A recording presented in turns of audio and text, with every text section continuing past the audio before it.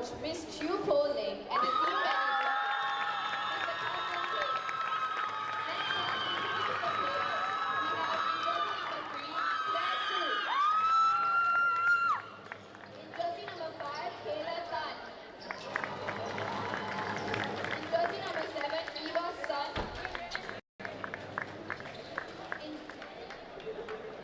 In jersey number 9, Chanel Lee. In jersey number 10, Stephanie Ling. In jersey number 12, Natalie Wu. In jersey number 13, Rayan Go. In jersey number 16, Anna Yao.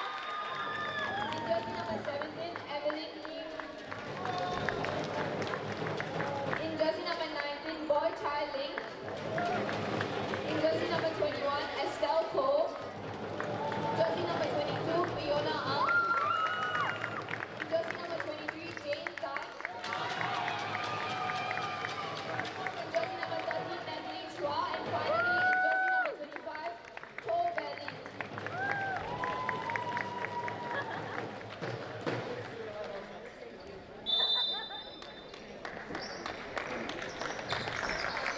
All the girls who go through this are left to do the best.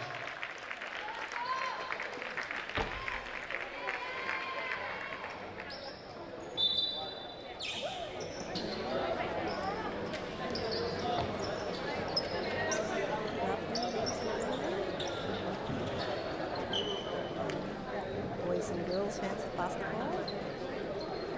We are coming to you live from Jurong East Stadium, where we are about to start the A Division Finals 2026.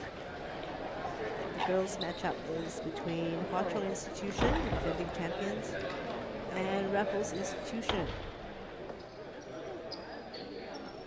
Raffles were, I think, part of the top 4, didn't make it to the finals last year. It was against EJC.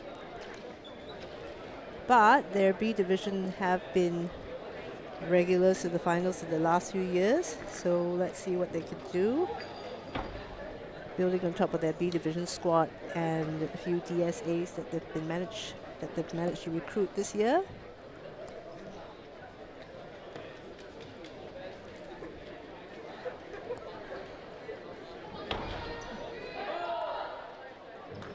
So, if you've just joined us, the 3rd and 4th placing matches were played earlier today between Dunman High School and EJC for the girls, and NJC and RI for the boys. So we do have the RI supporters here who have stayed back, watching back-to-back games. So they're all warmed up and ready to go. You know, they've got their drums and cheers going. Meanwhile, Hwa Chong Institution, I think the supporters are not out in numbers just yet. So this is the first year that Hwa Chong Institution have both teams, boys and girls, in the finals. All right, so we have the starting 5 on the floor. We've got, I think that's, can't see the number, I think that's Karis doing the jump ball. No, actually it's Yunxin doing the jump ball. Jane, number 23 from RI, giving it to Fiona, the captain, who is controlling the ball right now. She finds cutting Jane out to Claire, one of the DSA kids from Anglican High, first year at RI this year. And in the first possession of the game, Hwa Chong Institution have managed to force a shot clock violation.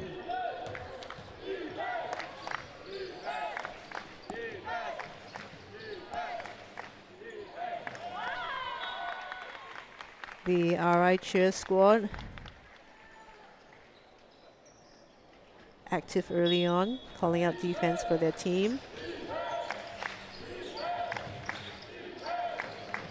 That's number 7, Wong Tianxi, takes the first shot up for Hwa Chong Institution as Trisha, number 0, drives to the basket and draws a foul. She's earned 2 shots at the line.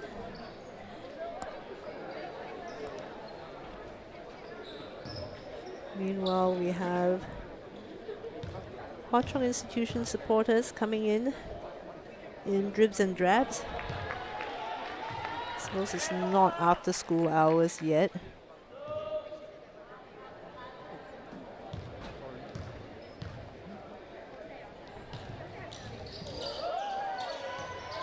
So Karis with the rebound there. Trisha swings it across to Tianya. Tianxi fires another shot. That's off. Claire with the rebound. Manages to get it ahead to Jane, who loses the handle. Trisha comes away with it. She waves. She says, slow down, everyone. Set up a play. Karis, baseline drive, kicks out to Tianya, number 11. Takes the shot. It's good. First points of the game goes to Tianya Kong, the captain of Hwa Chong Institution. Meanwhile, Fiona. So Claire at the top of the key looks for option, goes to Jane. Jane fires up a shot as the shot clock is about to expire. Unfortunately, doesn't actually hit the rim, and Hwa Chong have possession. They go to the corner. Tianxi, after 2 attempts, has managed to warm up, and with 2 consecutive threes made by Hwa Chong Institution, Raffles have decided that they want to stop this momentum, and Coach Chu has called for a timeout.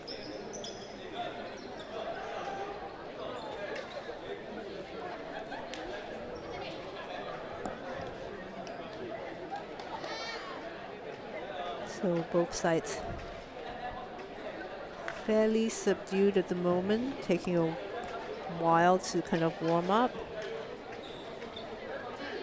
And meanwhile, from the side doors, we can see a mix of both Raffles and Hwa Chong uniforms filing into the hall.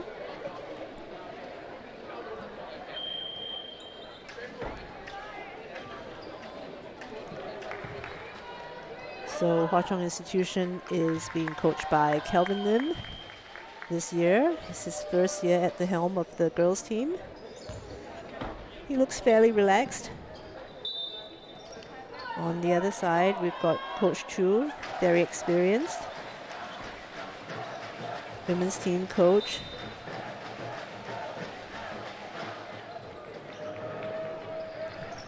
So Hwa Chong have got a press, which RI broke and managed to get across half court, but they did force a turnover.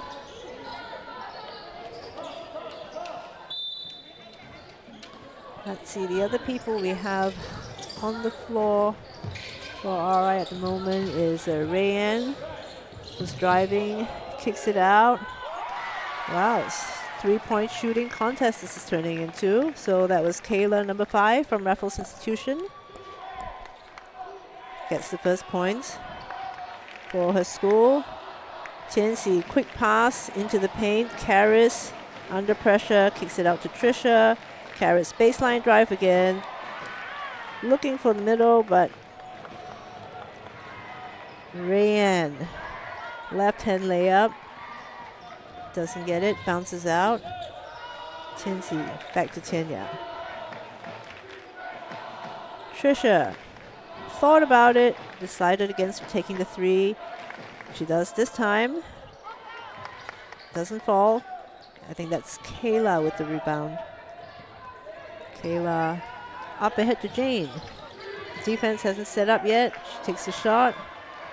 Looked good, just a little bit too strong. Tianya to Trisha and back to Tianya. They look for the corner again. Tianxi's going to take another 3, and she makes another one.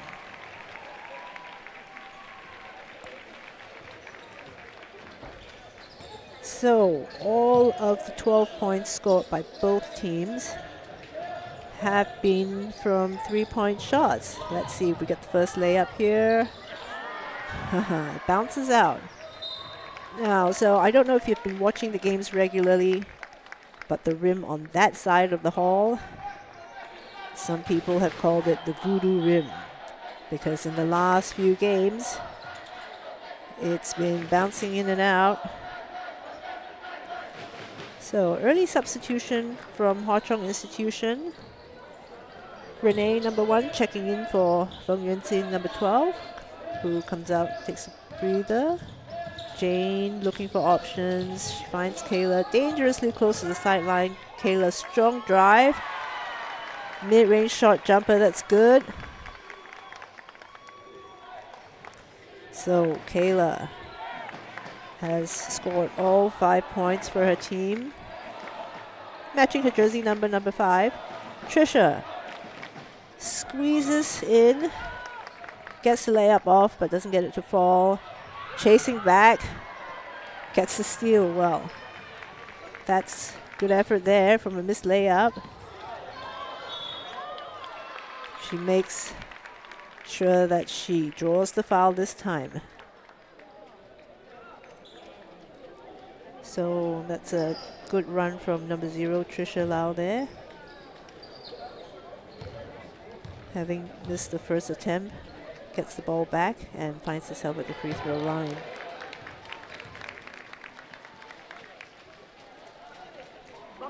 First one doesn't fall. Let's see if she can get the second one to fall. Oh, it does not. Bit of a tussle there. And Kara's got her hands on it, but didn't manage to actually secure the possession, so it goes to RI, who passed their way out of the press quite easily at first, but I think that's Rayan that gets trapped at the sides. Forcing a turnover, but it's still RI possession. Jane asking for off-ball movement. Fiona turns around, finds herself under the basket and calmly lays it in. So it's a 2-point gap right now. Tianxi, quick pass into Tianyao. Trisha with the baseline drive, doesn't go in. Kayla thought of pushing the pace, but nope, she's got Karis guarding her, and that spin move draws a foul against Karis. Kayla to Fiona, to Jane, who was quite a distance away. Claire. Kayla, step back 3, not quite, a little bit strong, bounces off the back of the rim. Another substitution. So Yuanxin comes back for Hwa Chong Institution, and Tianxi is been given some instructions or feedback from Coach Kelvin. Renee pulls up for a 3 from the baseline. It's too strong. And RI, Kayla thought about it, waited for numbers. Claire, kind of on an island, decides to go up against Yuanxin, who blocks the shot. Karis on a break now. She has option. She hands it over to Trisha, who converts a layup and draws a foul. I mean, within the first 6.5 minutes, less than 6.5 minutes of this game, Trisha has drawn quite a few fouls off Raffles, which I believe, if you're Raffles, is a bit of a concern. Because I think despite the larger numbers on the bench, I would say that the Hwa Chong Institution bench is deeper. Jane, quick action there. And that was a good transition play. It's only a 2-point gap. The pass, a little bit hesitant, is read by the defense. So Trisha out for a rest. And we have Zheng Jiaying, number 59, who should be a first-year HCI player. Claire. Handoff to Kayla. Spin move, kicks it out. Claire's going to take the three. It's a long three, but she thought that when Rayanne was getting the rebound, a little bit too close to the sideline.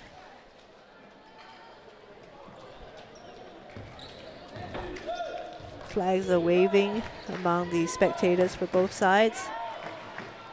Tianya looking for the corner, decide not to go high post instead. Karis spins, loses control.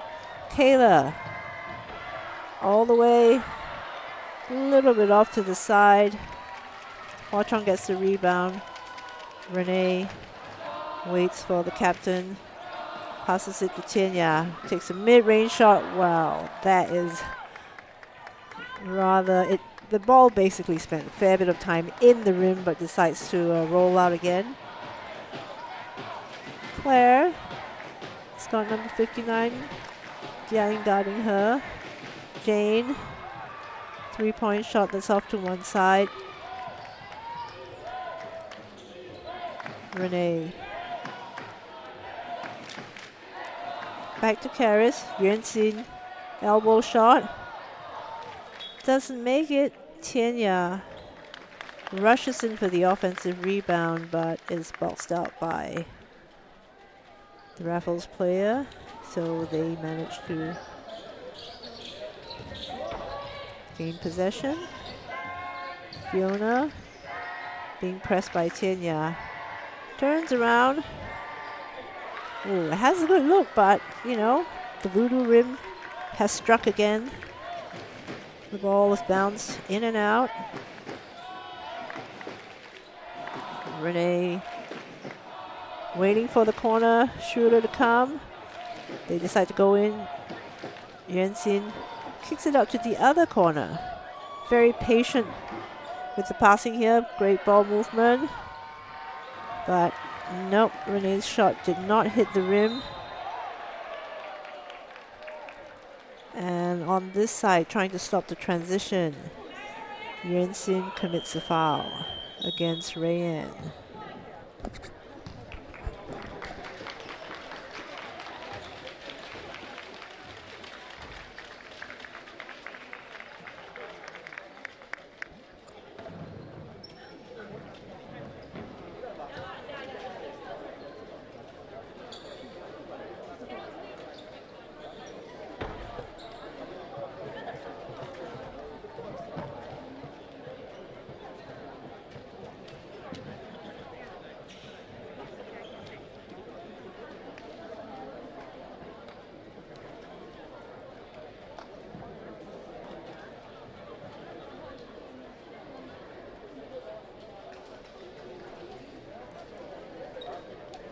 So while we are at the timeout, interestingly enough, we've got Coach Pang from the Hwa Chong boys team joining in the huddle right now. He's giving some rather animated instructions, it seems, and he's clapping it up, hyping the girls up, because it's a 2-point lead with 1 minute 17 left to go. And with the start of the Rising Stars Invitational being held in Singapore last year, the A Division teams now know that there is more to just winning the A Div finals, because the winner of the A Division competition also gets to represent Singapore at the NBA Rising Stars Invitational, which will be held on the 22nd of June this year. Fiona crosses, goes baseline. Oh, that voodoo rim has struck Fiona, what, twice, 3 times today? She sort of dodged the defender, had a good look. It was a good shot, but just bounced a few times around the rim and refused to go in. So, while you might think of it as kind of bad luck for this team, but you know, the game's fair. The other team will have to face this in the second half. Trisha gets the ball back. Renee gets everyone to set up. Go baseline. Kick out. Trisha swings it across. Renee thought about it, but Kayla's a good defender, covers well. Trisha's shot falls a little bit short. Bounces off the baseline, and so it is now RI possession. Kayla to Fiona, being pressed by Trisha. She's going to get the ball across half court. The trap at the side is once again successful. So while RI have been able to get the ball across half court from the Hwa Chong press, they do end up getting stuck on the sidelines. Fiona takes the screen, but Claire doesn't quite roll enough. It's turnover. Trisha going to drive, step through. It's a tricky little pass, and I think Jia Ying was not expecting it.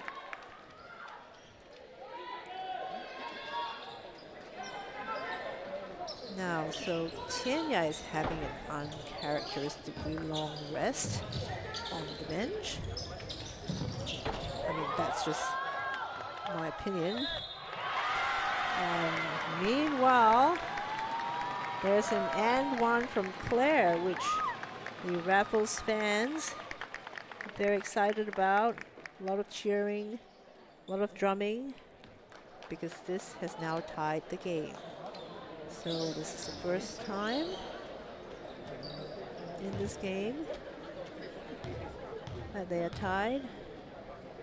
Now wondering if the Raffles squad are particularly motivated to win for their school, since the boys did not come away with a win earlier today.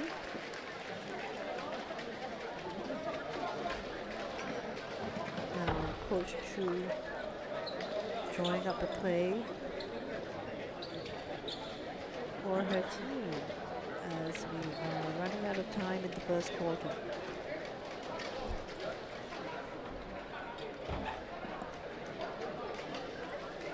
On the side of Hwa Chong Institution, Coach Pan has got his board out as well. A little bit too far away for me to see.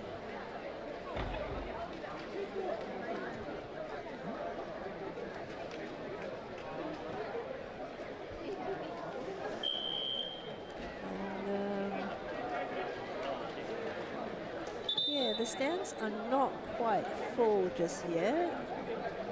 Hwa Chong kids in their, I guess you would call it the house t-shirts, very colorful. And on the side of Raffles, mostly in black and white. And some of the green from the uniforms. Now we also have a little group of EJC supporters here.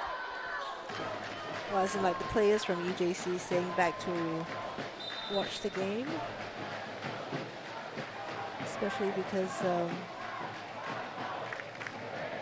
EJC, who played earlier today, Raylene, who is the sister of Rayanne, number 13 in Raffles Institution.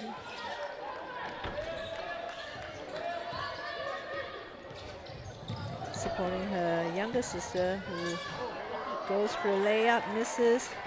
Karis pushing the pace, dodges the defenders, swings to Tianxi. Tianxi looking for cutting Trisha, gets the ball to the side.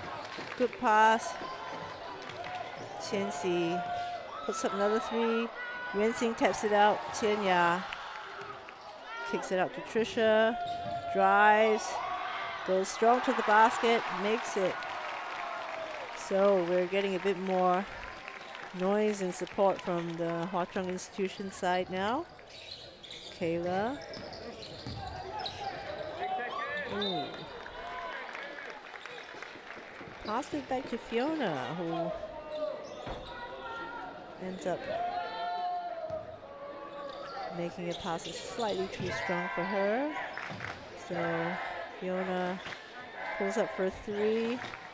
Trisha gets the rebound. Gives it to Tianya. They've got their corner shooters ready, but nope. All right. Tianya takes it, but Tianxi almost gets the offensive rebound. Well, Tianya does this time. She drives, she's looking for options. Picked it up a little bit too early. She was kind of undecided whether to pass or to lay it up. So the referee has called for a travel.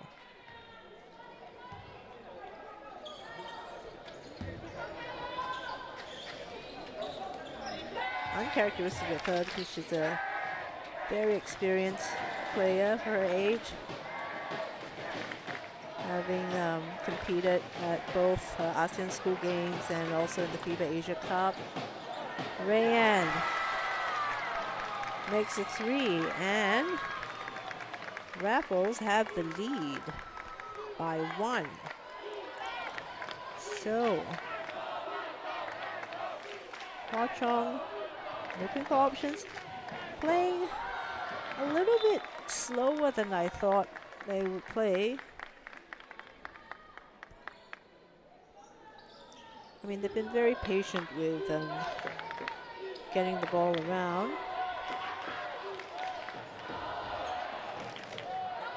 Yuanxin gets the rebound, short jumper doesn't go. Trisha, good hands. Taps the ball out of bounds, but that's only used up 3 seconds on the shot clock. We now have number 55, Shanice, coming in for Yuanxing, getting a rest.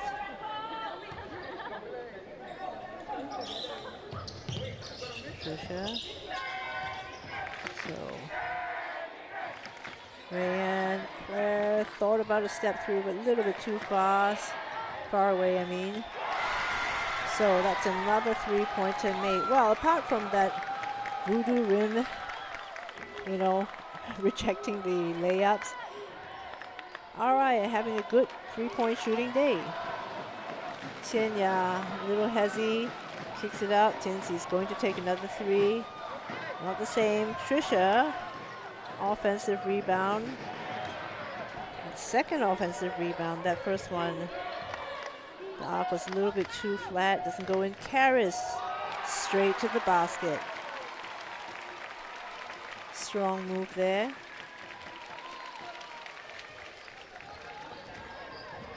So Karis is no stranger to playing in Jurong East Sports Hall, as are a lot of the players from Hwa Chong Institution, I would say.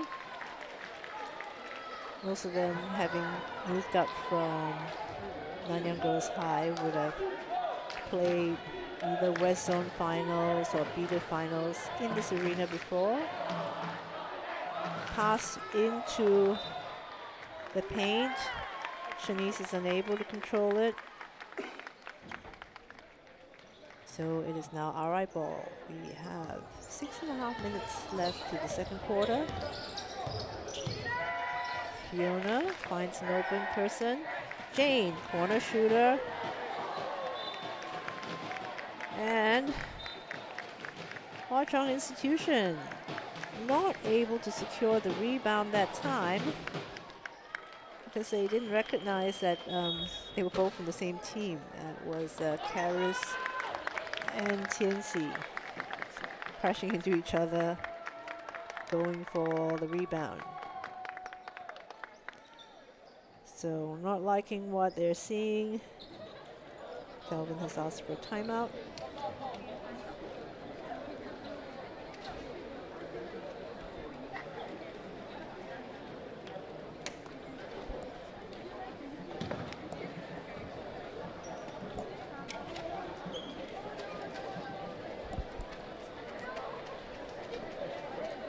So RI are shooting very well.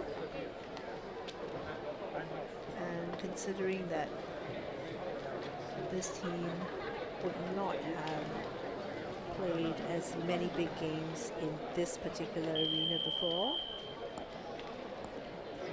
which I've been told, if you're not used to it, because of the lighting and the spacing,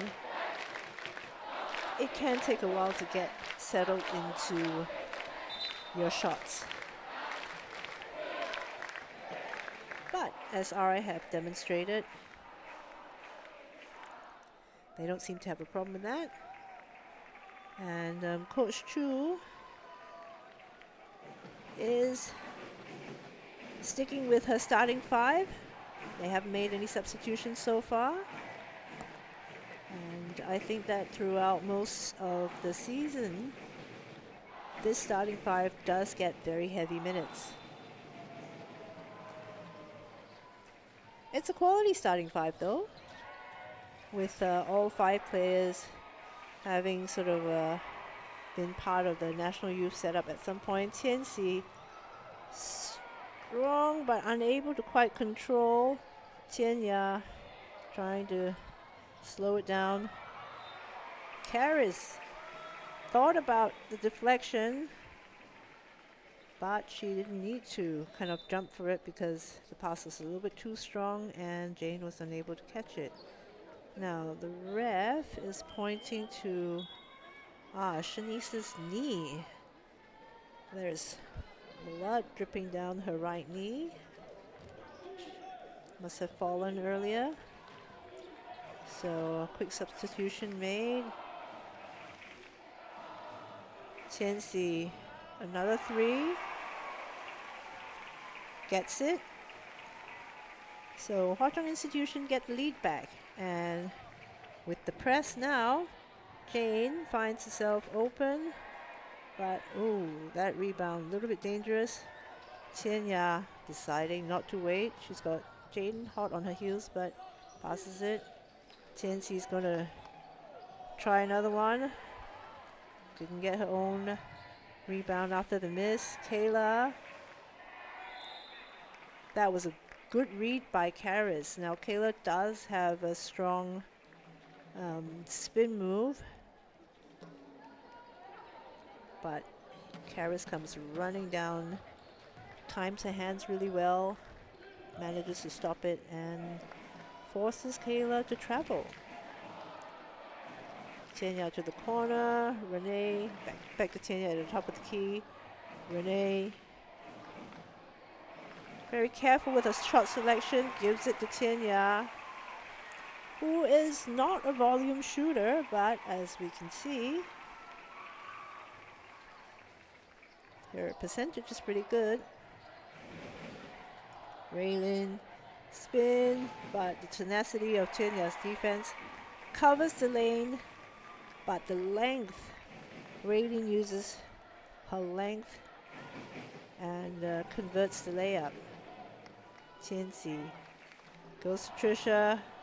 That little hop there is spotted by the referee, Charlene, who calls for a travel and indicates that RI has asked for the next timeout.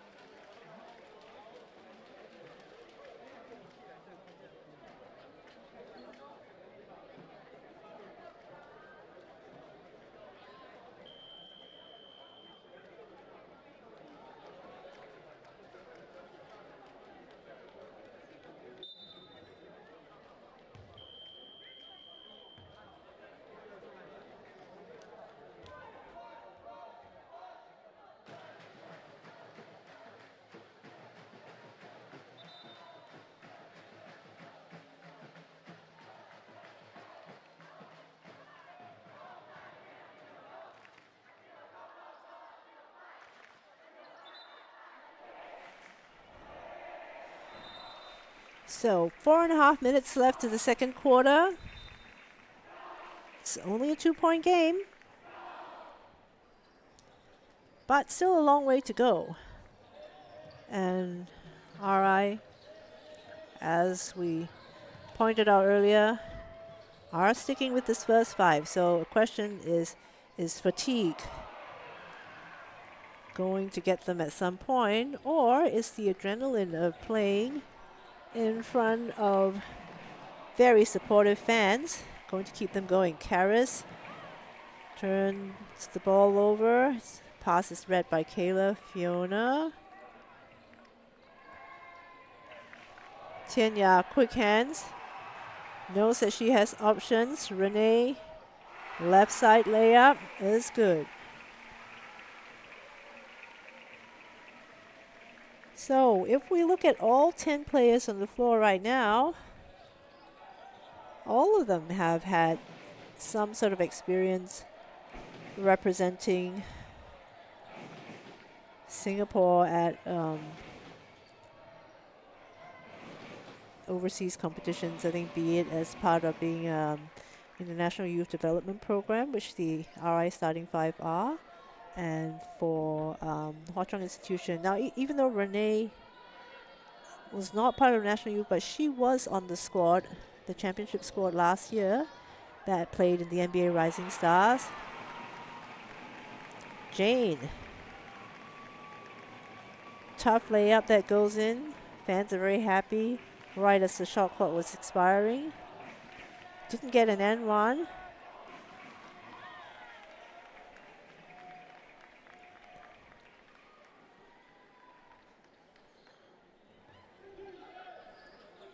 Renee back to Tianya. Good shot. Karras, strong rebound. Tianxi is fouled on the 3-point shot. Now, Kayla looks like she's holding onto her shoulder. She did not get up after that last bit of contact. And Coach Chu going to her bench right now. Now, I originally thought that they were going to give the foul to Tianxi, who took a bit of contact when she made that last 3. Not sure what happened there.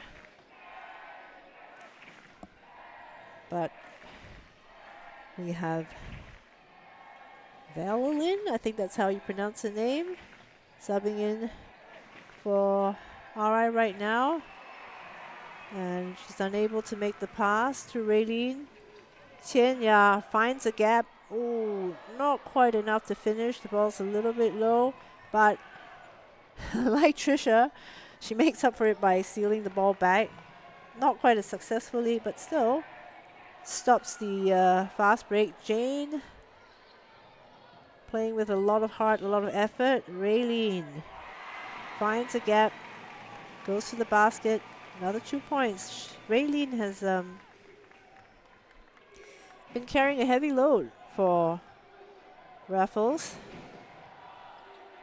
in the second quarter after Kayla had a great start. Tianya, another 3. But Trisha with a well-placed tap. That's 3 offensive rebounds in quick succession for Hwa Chong Institution. Now, Raffles can't afford to give them this many chances if they want to keep the game close. So Kayla looks like she's fine. She's probably had her shoulder, which she was holding, it looked like a left shoulder, checked out, and she's sitting now waiting to be substituted back in. Meanwhile, Trisha read the pass and managed to thwart the RI offense. And as Kayla subs in, so does Yuan Xing for Hwa Chong Institution. Fiona. Wow. Poor Fiona. She's made really good shots, but again, that one off the board. just bounces out of the rim. Renee gives it to Tianxi. Renee gets the offensive rebound. Trisha. Yuanqing drives, swing it to the baseline. Renee pulls up for three. Looks good, but bounces out. The effort on offensive rebounds for Hwa Chong, I must say, admirable. So Jane tries a little quick floater. She knows it's very crowded right under the basket. Shot is a little too strong. Renee passes into the high post, doesn't work, being trapped to the corner. Stays calm, but unfortunately just steps out of bounds.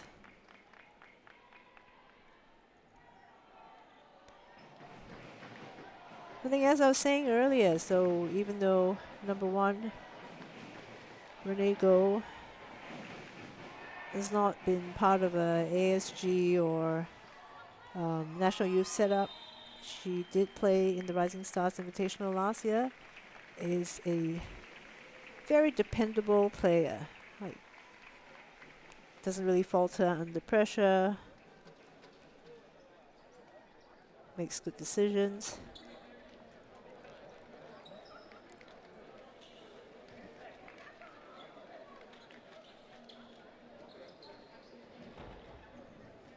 Coach Pang on the court, demonstrating spacing to the players. I don't think either of the Hwa Chong coaches have had to be this active or this animated anytime during the season so far, because up until today, they've had relatively easy games, winning by large margins. But as of now, it's only a 5-point gap.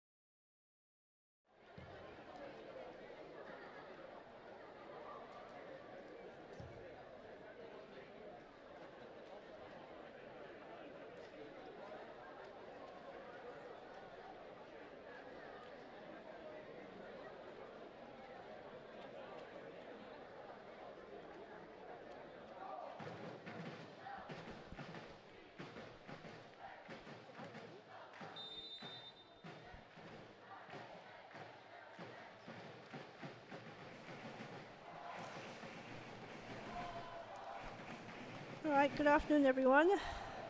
Welcome back. We are getting ready for the second half of the A Division Girls Finals between Hwa Chong Institution and Raffles Institution.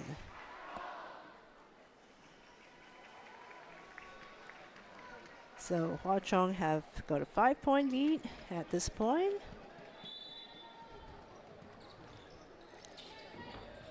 Not a comfortable lead by any means. Kayla, short jumper from the elbow. Tianxi, back to Tianya, swinging it across to Trisha. Looks for Tianya on the baseline, gives it to Yuanxin. Tianxi fires another 3. Doesn't go.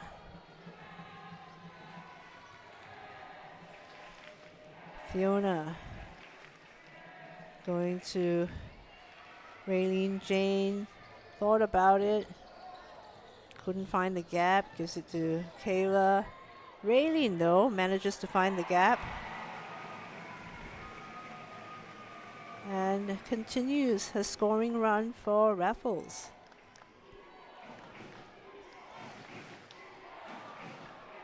Trisha. Tianya, little pump fake. Tianxi going to the basket and draws a foul. Now I'm happy to see that she went to the basket that time because she's actually got a strong drive, but you know, has been mostly shooting from outside today. Now she has made a few, but you know, you're going to mix it up a little bit, otherwise it's a little bit easy to defend. Trisha not able to make that connection with Karis.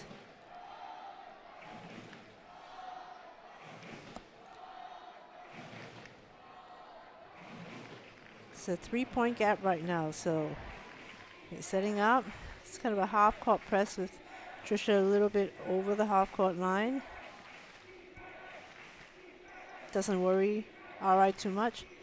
Jane looking for options. Manages to cross Karis but couldn't finish. Tianya looking for options. Trisha sees the lane. Yuanxin. Karis. Ooh, Trisha almost got it.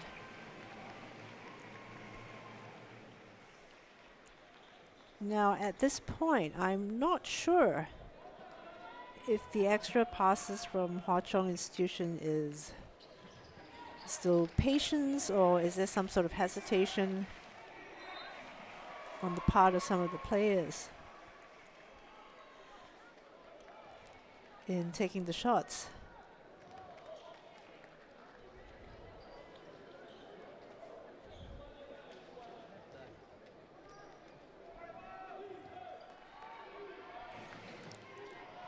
Because Yuanxin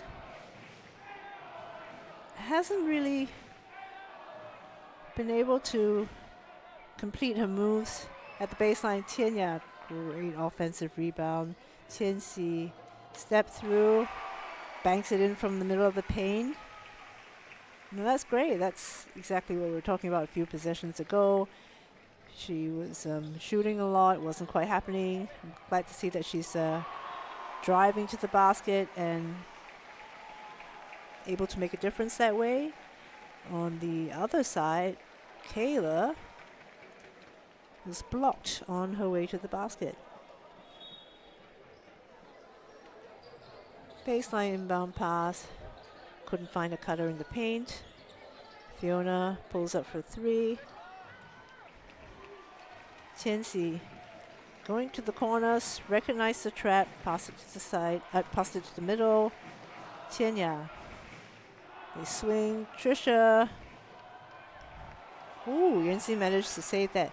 Tianxi, second strong drive, but stopped by tough defense. Kayla pulls up for the jump shot.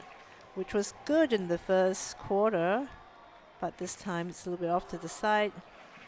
Tianxi goes back to Tianya. Looking for options in the paint, but Kara says no. Go down. She's not really posting up at the moment, but Trisha manages to slide past her defender and pull the score back up to 5. Oh, 7 now. So it's 32-25. 6.5 minutes left to the third quarter. Now the third quarter is going to be interesting. Usually that's when fatigue sets in for teams that don't have a deep bench and can't go far into the rotations. I think we saw that in the RI versus Hwa-Chong matchup for the boys in the semifinals. It was fairly close, but in the third quarter there was just kind of a sagging of the energy levels, and the Hwa-Chong boys were able to pull away. So let's see what the girls do here in this third quarter. Because other than that short period of time when Kayla had subbed out to get her shoulder looked at, the responsibility has fallen squarely on the starting 5 for Raffles Institution.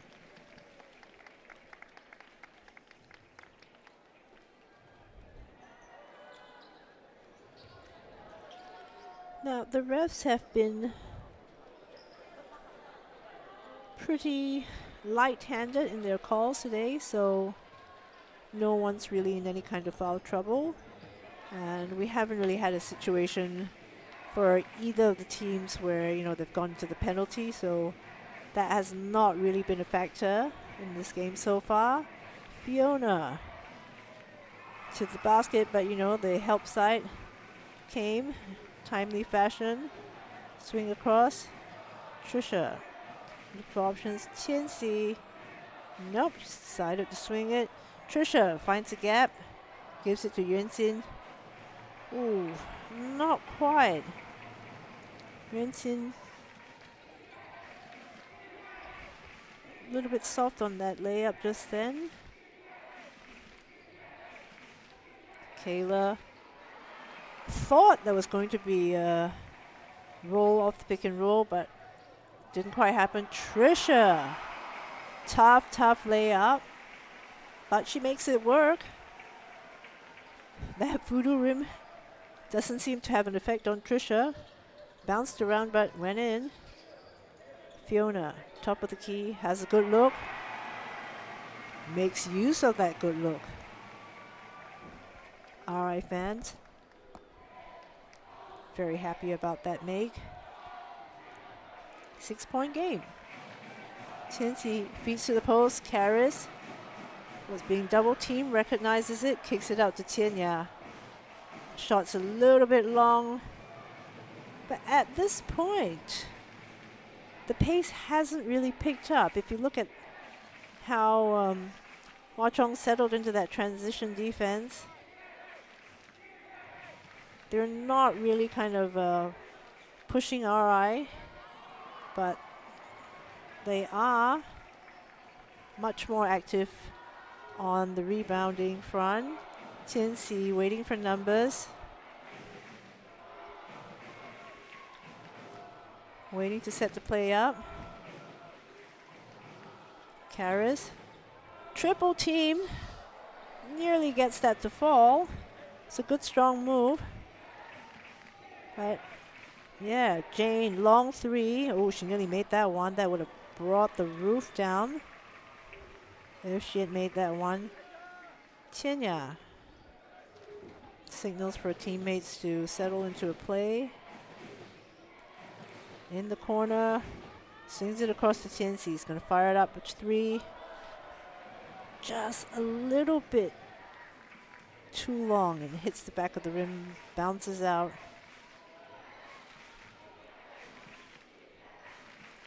But yeah, so Hwa-Chong right now seem to be content to settle at this pace. They're not really forcing RI to speed up.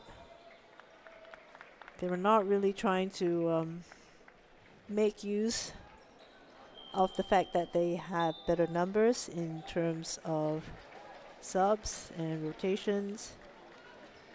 Ooh, somebody has 3 fouls. Is that Yuan Xin? As Renee, quick hands, goes over, covers the space, and manages to knock it out of Jane's hands.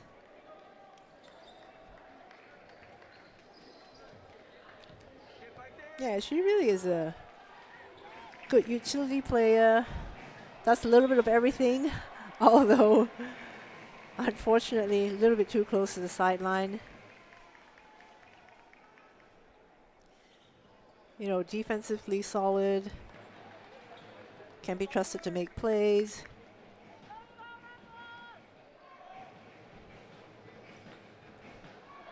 So, Hwa-Chong settling to a half-court defense. Not really pressurizing RI as much. So they do kind of get open, but the help was there this time. Renee and Tenya both opting not to push the pace. Trisha goes to the top of the key, but they don't see her in time.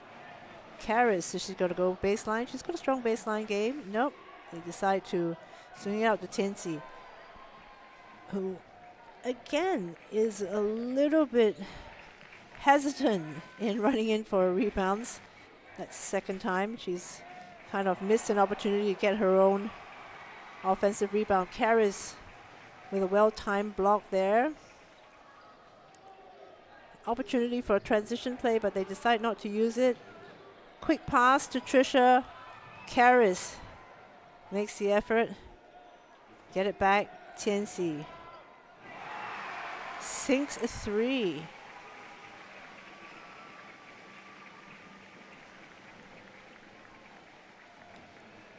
Now, I think this is the first time in the game that we are seeing a double-digit lead, as that 3 from Tianxi brings it up to 11.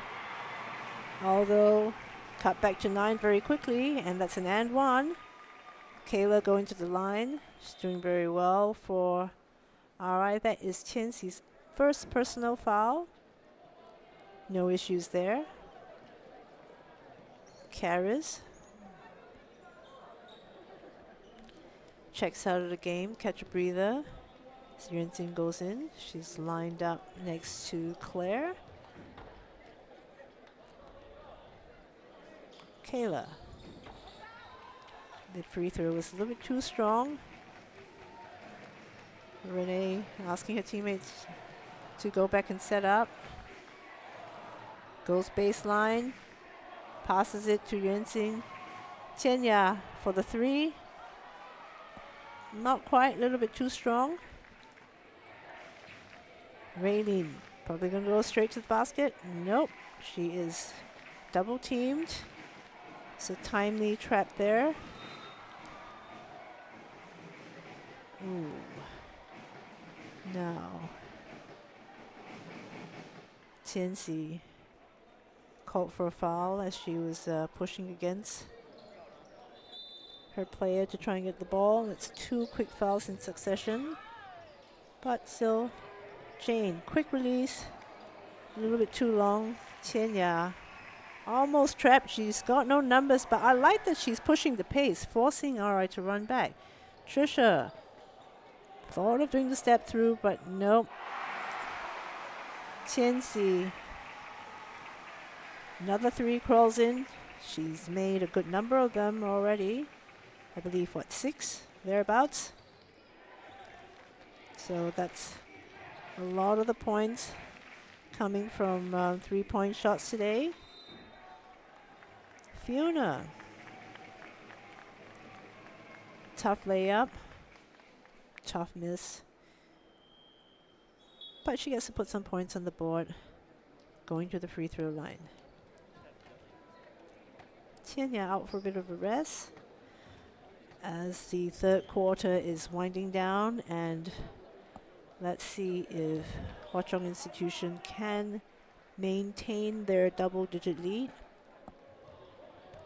40-30. Nope. Fiona cuts it down to 9. Pretty much a two-possession game right now. Renee, Tianxi, Trisha at the high post. Lovely turnaround.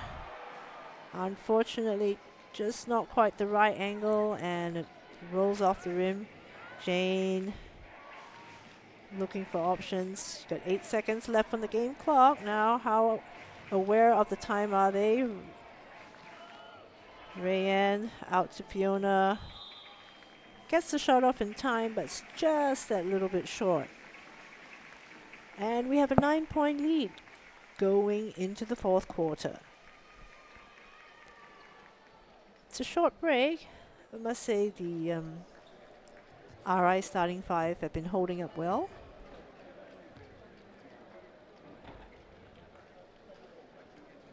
They don't look particularly fatigued.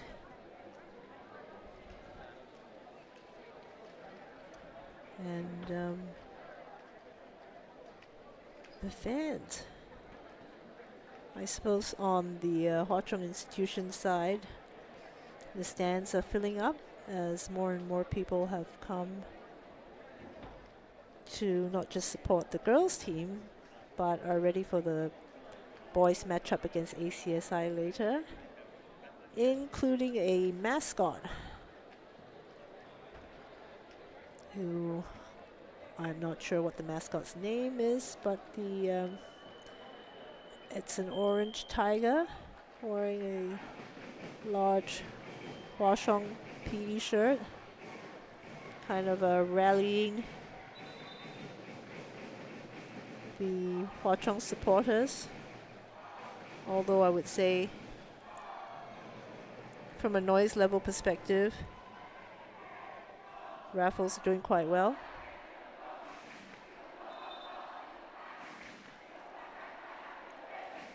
Right, so now we've got the Hwa Chong Institution supporters organized with their mascot leading them, starting a bit of a rally here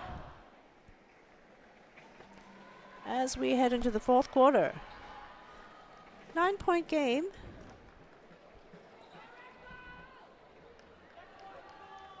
With 10 minutes to go, so that's plenty of time for it to swing in either direction.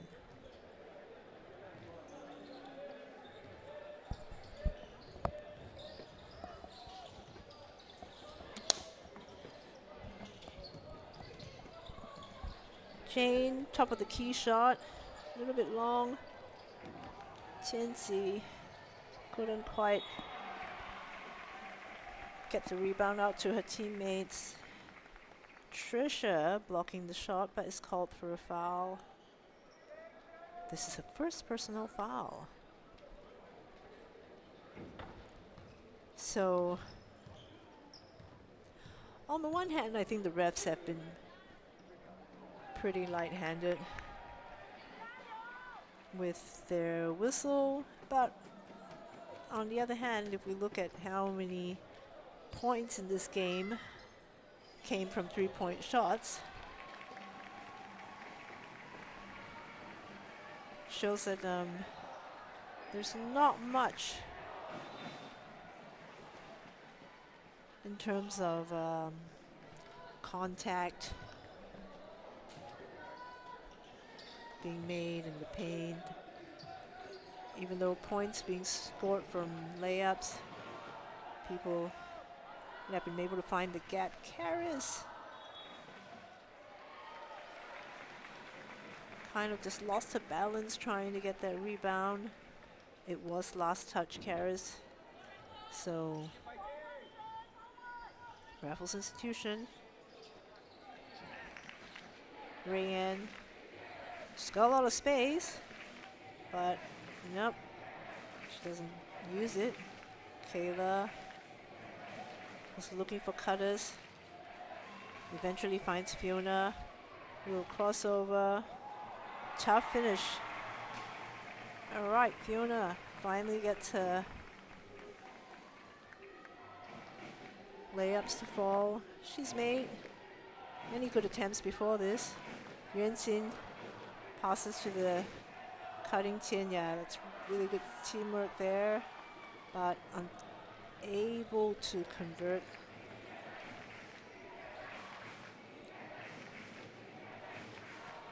Claire kicks it out to the corner. Tianya deftly secures the rebound. Waiting to run a play. Yuan-Xin drives baseline, kicks it out. Tianxi swings it across. One more pass. Karis for the shot. That's beautiful looking shot. Kelvin is pumped up about that. He was sort of kneeling on the ground before this, and once that shot goes in, standing up, fist pump in the air. Back to a 10-point lead. Jane thought about it. Nope, drives into traffic. 3 people waiting underneath. Yuan-Xin, Trisha doesn't quite speed up to go make that transition play. They opt to settle into a half-court play. Karis kicks it out. Swing. Trisha. Tianya saves it, but ooh.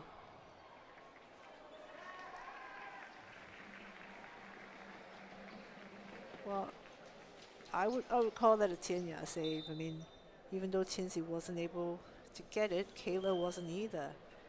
Now, unfortunately, she did take a fall then, but judging from the way she's running off the court, it doesn't look too bad.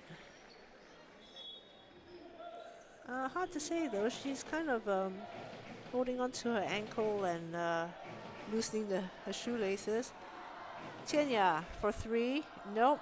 Trisha almost gets the offensive rebound. Jane dribbles to the corner. Rinsing, covering. Kayla thinking of shooting, but nope. Fiona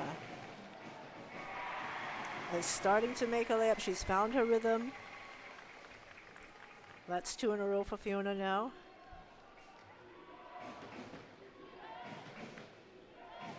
Again, wisely deciding not to just kind of go into a lot of traffic. Pulls up when there's space. That was a really good pass. Yuan-Xin decides not to go for the under basket. Kicks it out to Renee instead. Again, Coach Kelvin with the celebration, this time with 2 hands.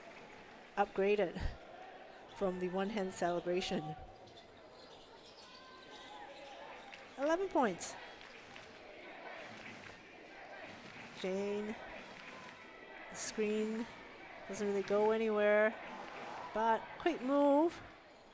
So Jane able to kind of create some separation at the start of her drive, but not able to get anywhere near the paint because Hua Chong have help defense waiting for her. Karis passes it inside. Trisha does a little hop when receiving the ball and is called for a travel. Raffles call for a timeout. It's an 11-point game.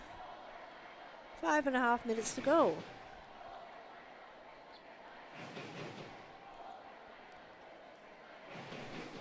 Raffles cheerleaders still very active.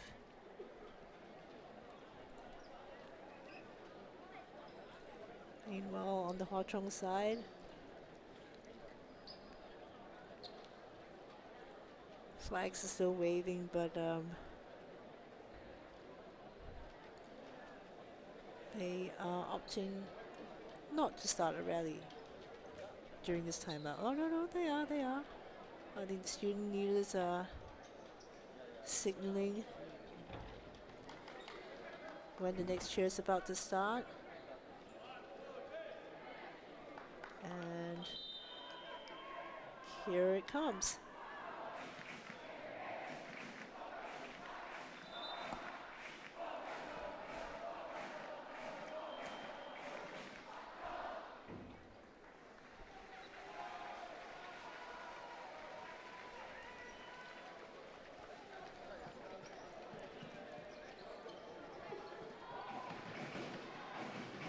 So,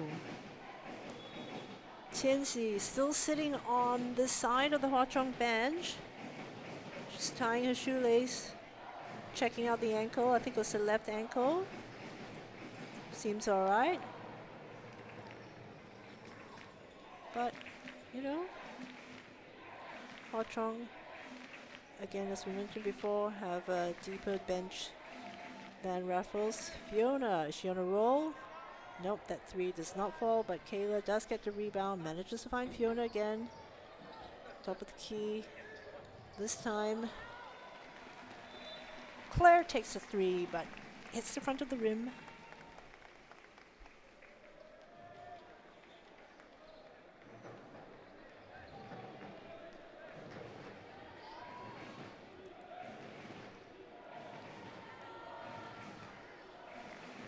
Qianya, Trisha, there's a gap there, kicks it out to Renee.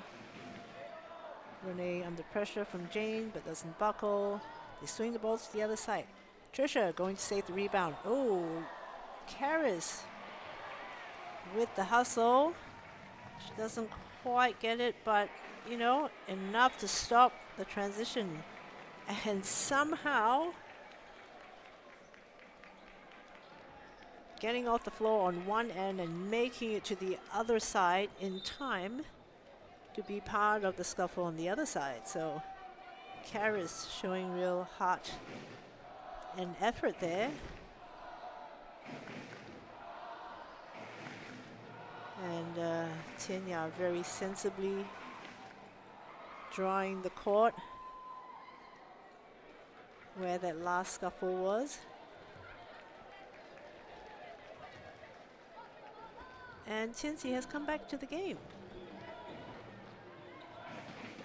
So top of the key, swings it to Trisha. Trisha looking for options. Kayla, active hands. Taps it out of bounds.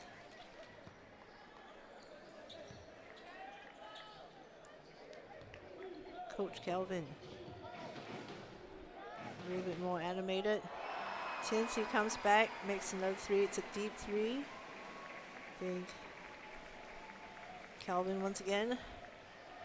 Different celebration this time. Jane, can she answer? No.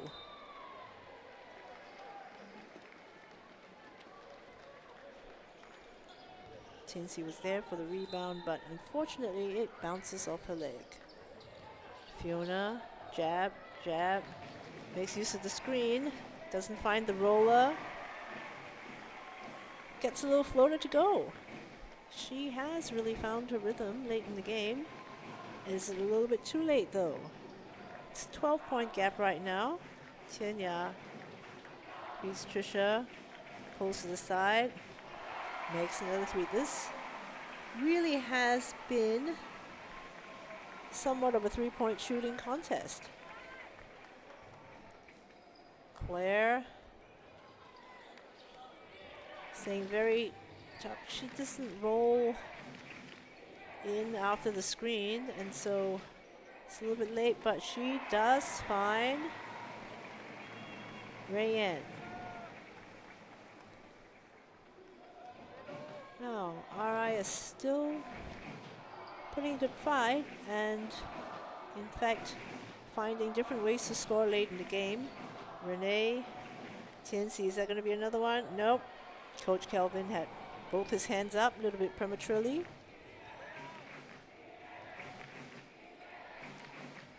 Claire, Fiona. Nope, not quite.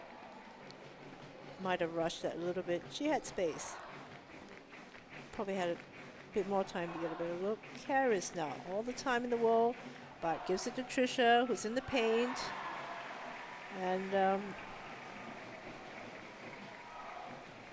There is a green jersey in there cutting off a lane, but not too much pressure. So that layup went smoothly. Jane finds open space. Stops a little bit too soon and was not able to get that shot off. Had she been a little bit more patient, I think there was someone cutting in on her right. Karis sees space at baseline. Tianya, a little hop step. Banks it in. All right, so the lead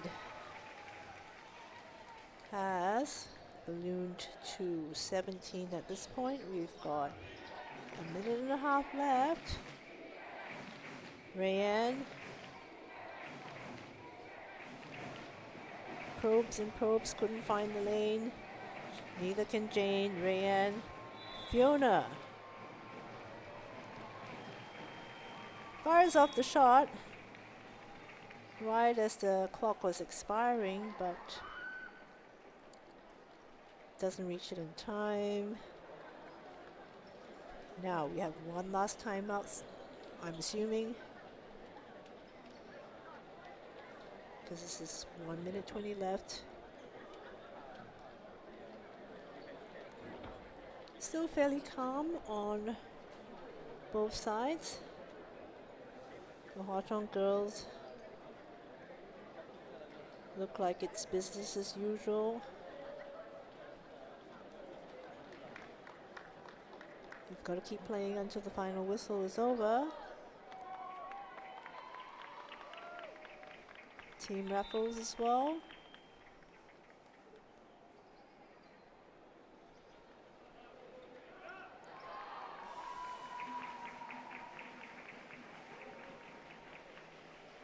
So looking good.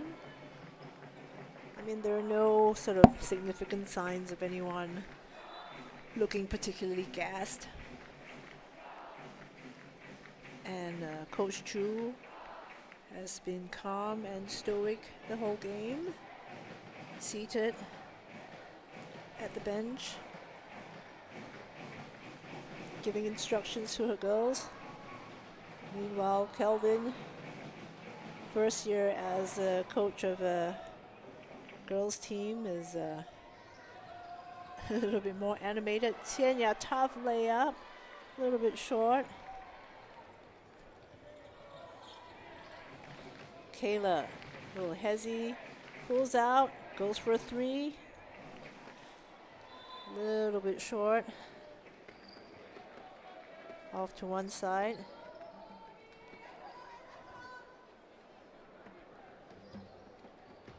Let's see now, Tianya. We're less than a minute away from the champs being announced. Is it going to be back-to-back? Renee, Tinsy, is it going to be another three? Almost. Jane, pretty much only one possession left. Difference between shot clock and game clock's only a couple of seconds.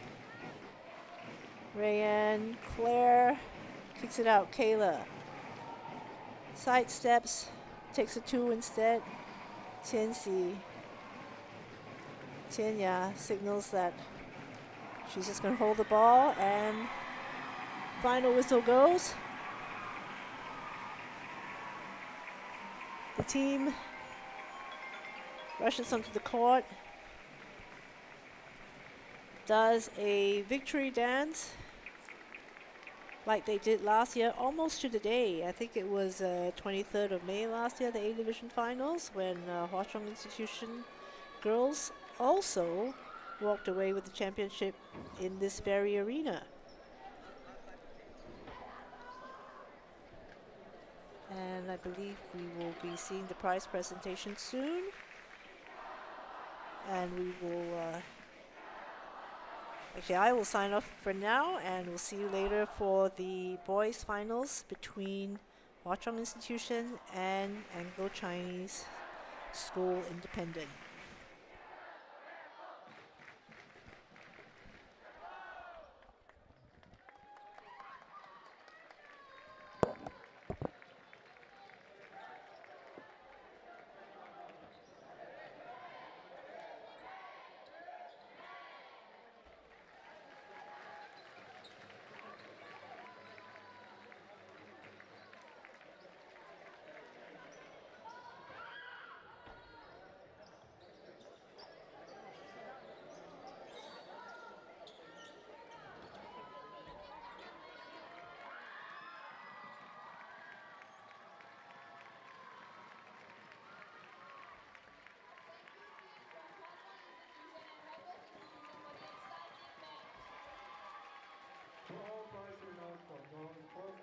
introducing, please assemble on the court now.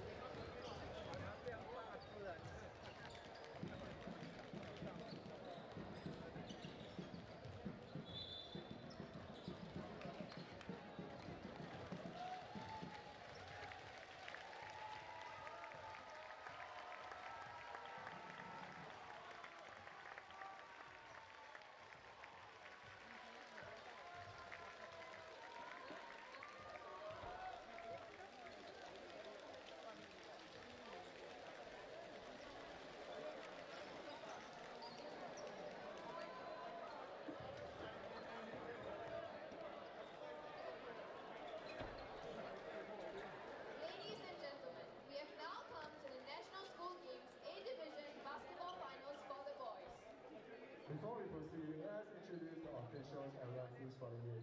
We have Alan Cheong, Michelle Sen, and Neil Pachong for our officials. And for our table of officials, we have Jonathan Gan, Charlene Chu, and Darius Wanda. Let us put our hands together and welcome the teams. In white, we have Hua Chong Institution. Anglo-Chinese School, Independent.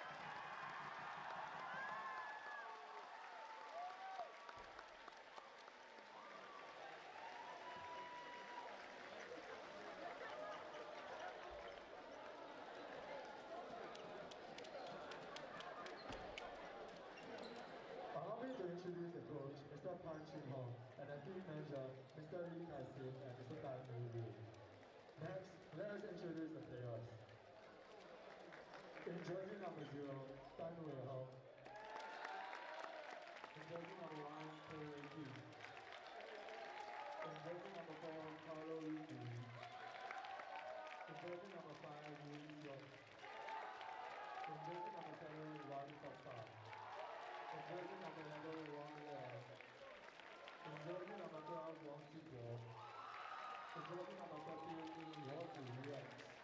In jersey number 18, Chang Tingshen Esther. In jersey number 19, Li Zimiao. In jersey number 37, Cui Moyo Henry. In jersey number 47, Pang Hui. In jersey number 77, Josiah Chan Yihong. Jersey number 88, Long Jibang Daniel. And jersey number 99, Nancy Huang and Su Wen. From Anglo-Chinese School, Independent, allow me to introduce the coach, Mr. Larry Liu, and the team manager,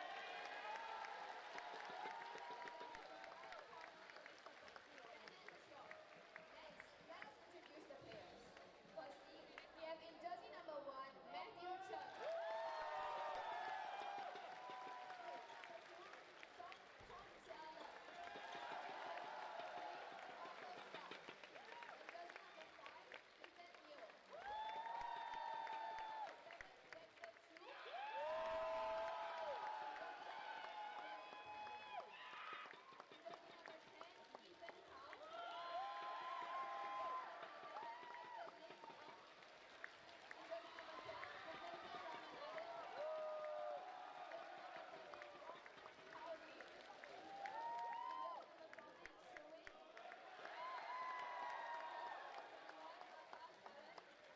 Dexter Chu. In jersey number 10, Ethan Hao.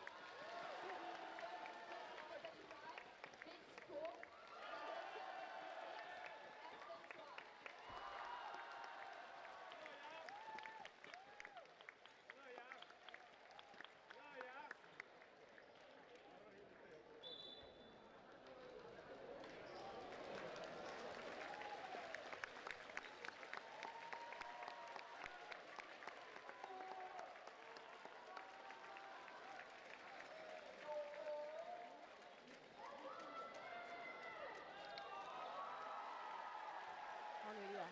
Okay.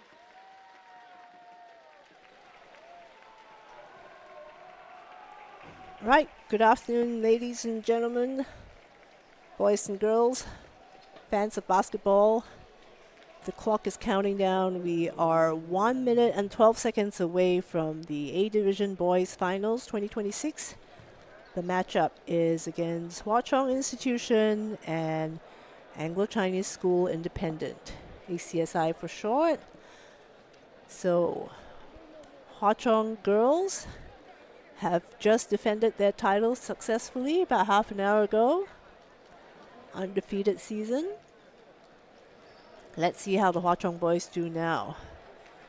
44 seconds to go. Now the question is, will we have a sort of parallel narrative for the boys? Because if you look at how this team have done, so Hua Chong Institution last year, had high aspirations, but some accident, they got knocked out the first round.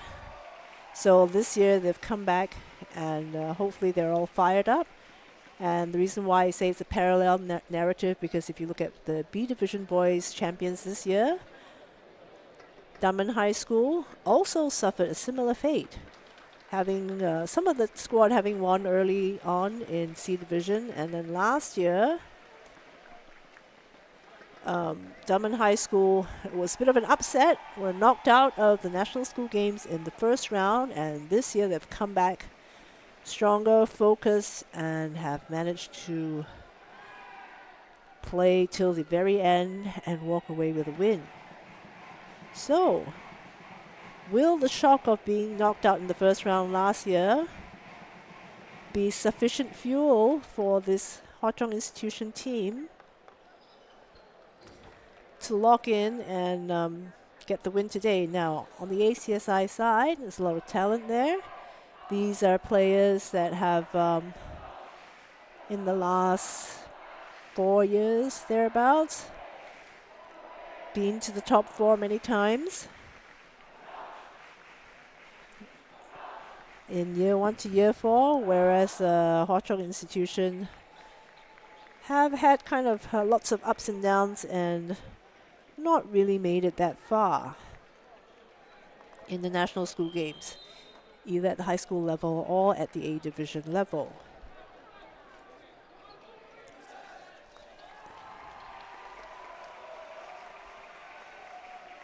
Now the starting 5 headed to the floor. Let's see.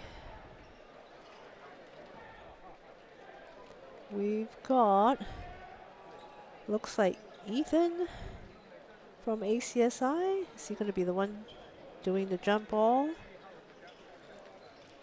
We've got Vince, number 35, Dexter Chu, number 7, Matthew Cheng, number 1. These are players that I'm sure people are familiar with. Another Ethan, number 5. Meanwhile, Hwa Chong win the tip-off. Wally to the point guard, Keen, second year. Spin, he's being guarded by Vince. Early on, Xavier goes to the basket, makes it. Hwa Chong fans are already on their feet. Well, actually, so are the ACSI fans. Dexter also manages a right side layup. Now, these are two sort of former teammates, or they play for the same club, Dexter and Xavier. So, Dexter, another easy layup.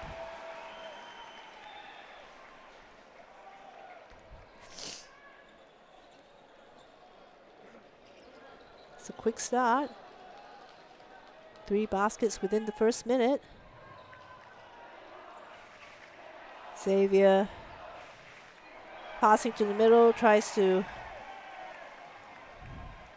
break the press that way, but number 47, Tang Pei, unable to catch the pass. Now, Hwa Chong Institution do have a bit of advantage as far as height is concerned, as Wally Tokta gets the rebound, passes ahead. Keen, the point guard, finds himself unexpectedly with a lane to the basket, but unable to control, ends up traveling.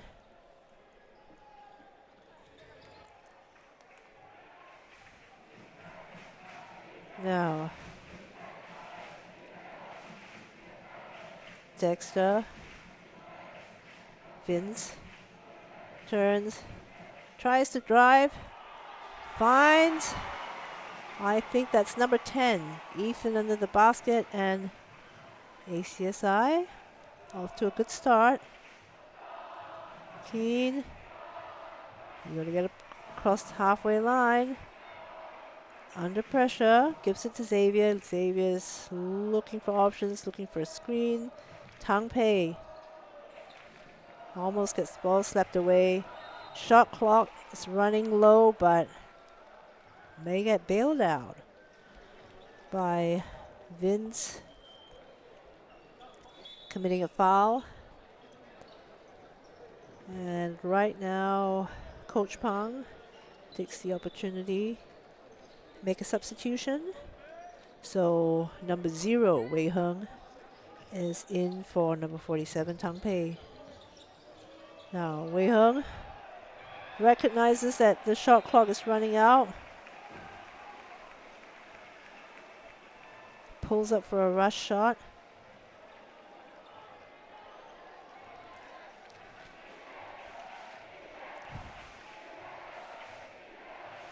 Wei Heng was a first-year DSA student, formerly from Chongqing High Main at Hwa Chong Institution this year. And Dexter, good start, makes a 3, and immediately Coach Pang has seen enough, asked for a timeout. ACSI fans with clappers and other noise-making devices lined up in the stands. 7-point lead by ACSI.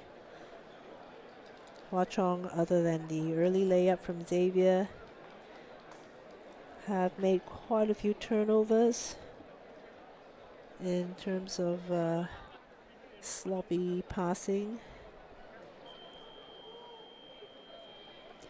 Taking a while to settle in.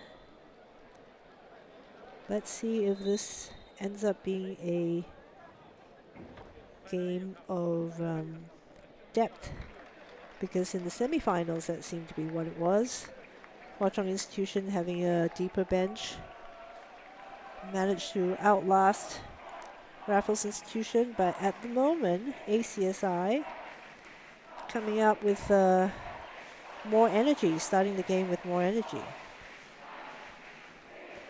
Now, as far as height goes, Hwa Chong Institution does have a bit of an advantage, but they haven't really been able to make it yet. Wei Heng nearly pushed out of bounds to Vince, drives into a wall. The referee calls it a blocking foul. I believe she has called that on number 88, Xavier. Matthew.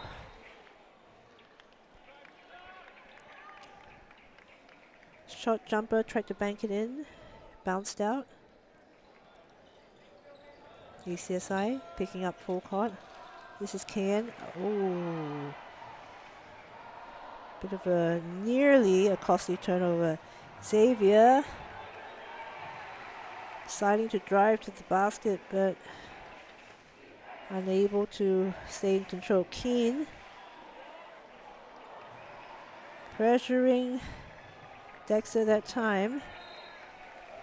And actually Dexter managed to get a pretty good look.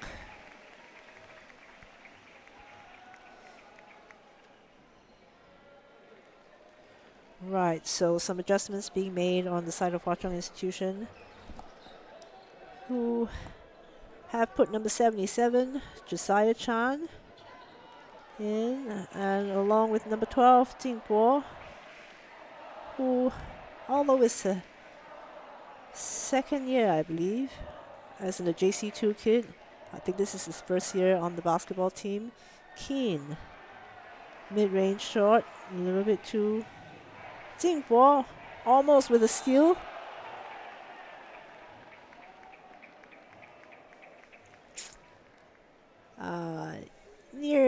Nearly. They did force a turnover, but he has been called for a foul. So, tall, athletic kid, Keen. Solid on the layup.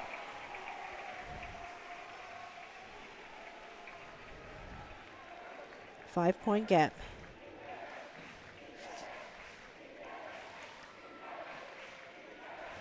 So, swinging the ball, Matthew, a little bit hasty there, has been called for a travel.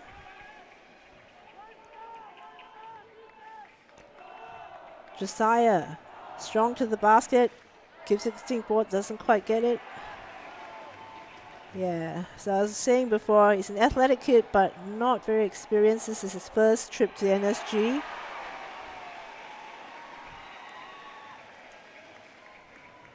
Keen fakes the defender, gives it to Josiah, pulls up for a three, calmly puts it in. Hwa Chong fans showing their approval and delight. Dexter baseline cutter. Nobody noticed him sneaking across to the other side. Josiah manages to push the ball in front. Keane against Matthew. Tough layup. Tough layup.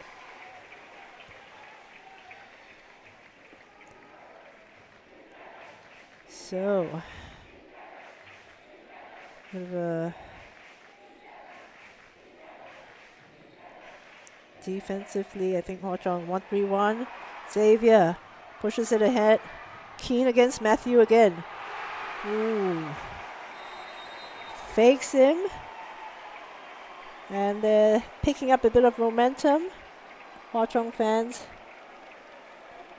are hyped about this. But Coach Larry goes, nope, better put an end to this quickly. Calls for a timeout.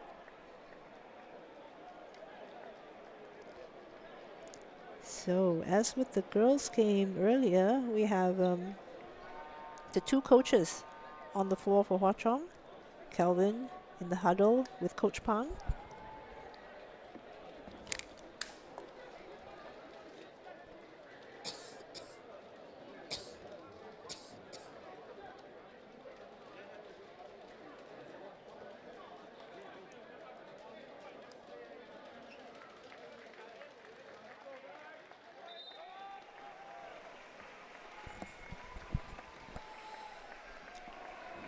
Coming out of this timeout, we are tied at 11.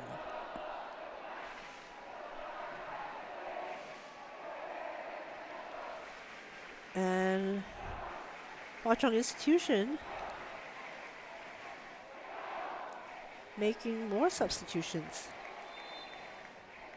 And this time, Keane, having made a few key layups, taking a bit of breather, we have number 99, Max Ma, in for Hwa Chong. Xingguo, rebound. Kicking it ahead to Josiah, who is fouled by number 10, Ethan, who's called for the foul. And I believe this is the first substitution that Coach Larry's making for ACSI. We have number 2, Chong Jiala, in right now. Xavier to Wei Heng. Wei Heng draws a foul.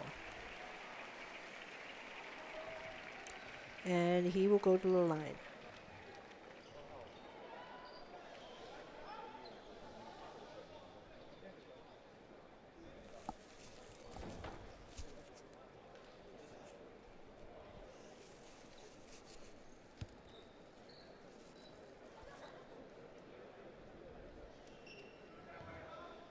The refs conferring with each other.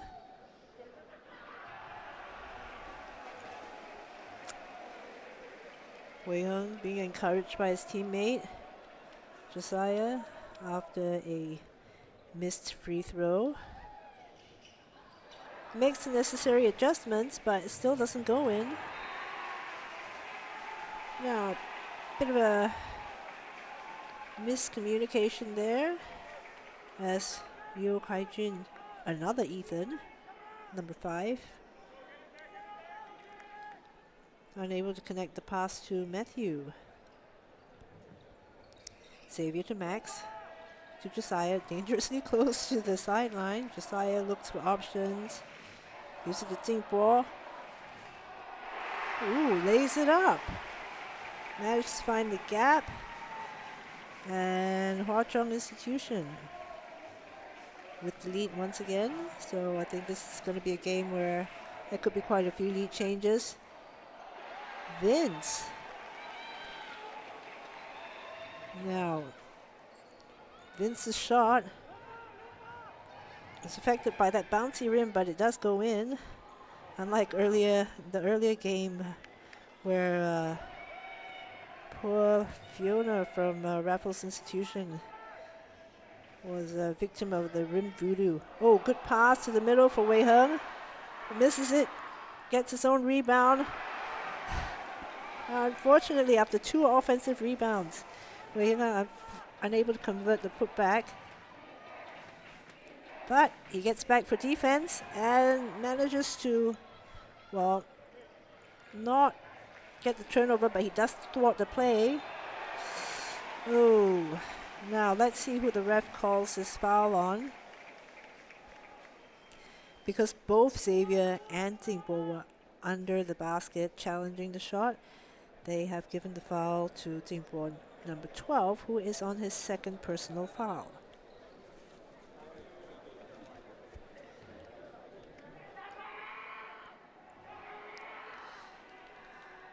Now,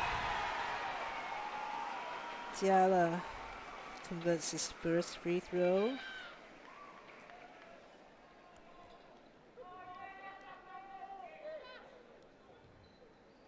Lines up his second one.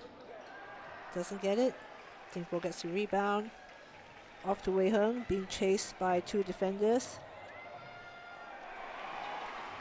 Acrobatic layup, but not a good angle, so doesn't actually go anywhere near it. Matthew not able to finish, and his teammate not able to get the rebound either. Now we've got number 7, Wally Tokta, who hails originally from Kazakhstan, checking in for number 12 after the 2 fouls. Wally. Well, Josiah is not letting go of that ball. The referee tells him to calm down. It's a jump ball.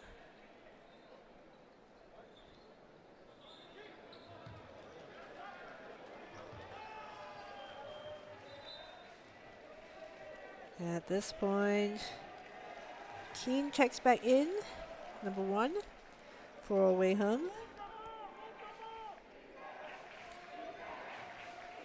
Vince, baseline 3 is a little bit long. Josiah kind of secured the rebound, but as he was looking for options for someone to pass to, inched onto the sidelines. And the possession has returned to ACSI. Short jumper. Wally, bit of a rushed pass to Keen. Has led to a turnover.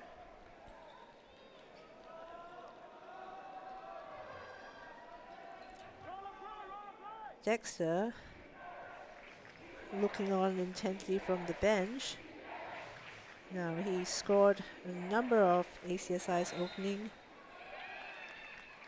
baskets. He's taking a breather outside as Max Ma, number 99, being called for a foul. And number 5 checks back in.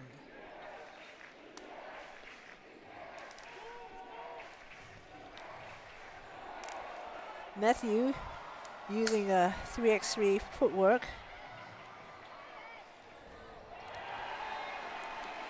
Gets to the basket, unable to convert, and meanwhile, Hua Chong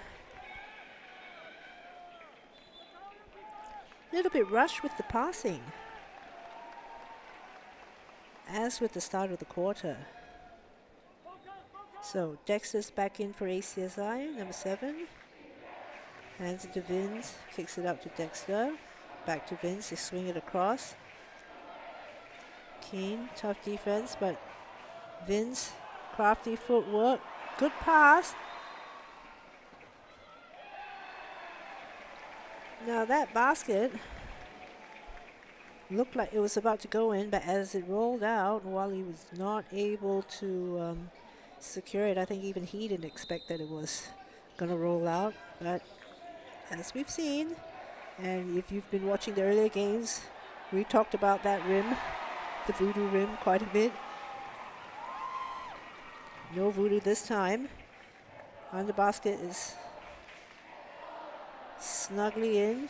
Josiah to Wally to Keen. Lines up for a 3-point shot. It's short. Kane almost gets the rebound, but doesn't quite. So Wally hasn't quite settled into the game yet. And perhaps because of that, it's been subbed out. And Coach Pang giving him some advice. Tang Pei now protecting the paint with all that length of his. Lovely pass out to the side. Jala.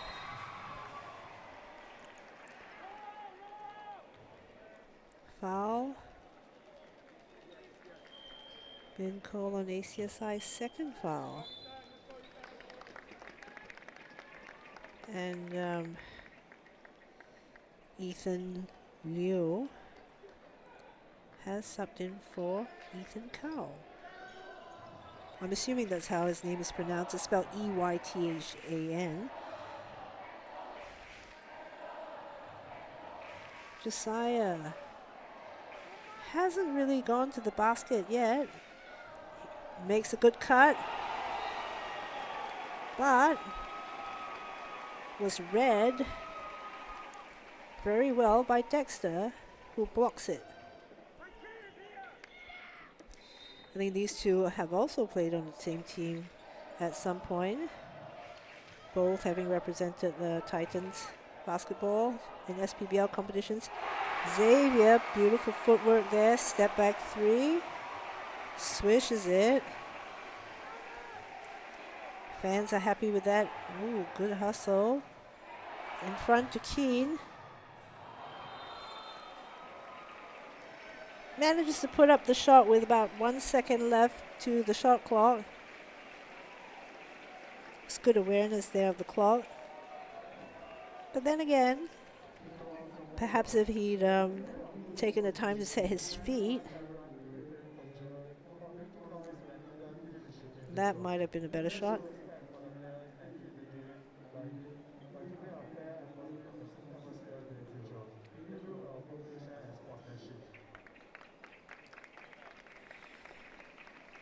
See an announcement being made in the arena, but from where I am, I can't actually hear what it was exactly.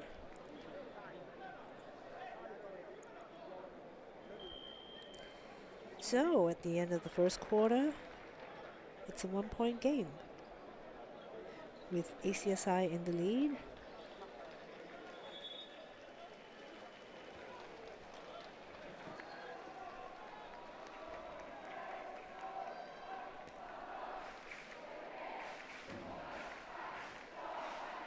Now, I had asked the Hwa Chong students earlier for the name of their mascot that was seen wandering around the spectator stands when the girls' finals was on. And I was told that the mascot's name is Chonga Monga by popular vote.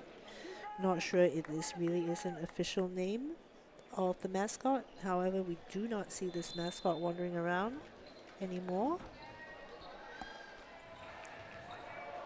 Keen. They managed to get the pass. Wei Heng being trapped. Swings it across. Keen finds an opening. Tough layup. A little bit too far from where he took off. Xavier. Good defense there. Took the charge. And the referee has called that as a travel on Matthew. Keen. Back to Wei Heng. Keen.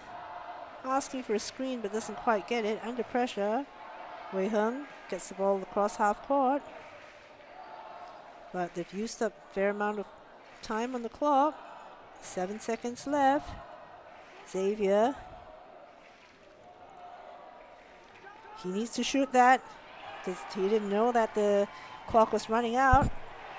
But Wei Heng gets it back, feeds it to Xavier. This time, no hesitation from Xavier, but it is short.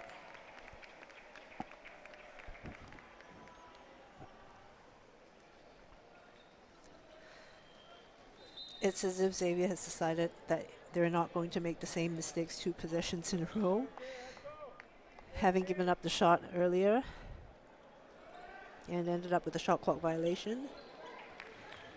So Max has subbed in for Keen, picking up Vince at the top of the key. Dexter, they swing it to Matthew in the corner, pulls up for a 3, lands squarely in the basket. Well, if you can say that it's squarely because it's round. Good cut there. Max also pulls up for a 3. Good rebound, but doesn't quite manage to get it. But I love the tenacity of number 5, KN. Blocking foul called on ACSI.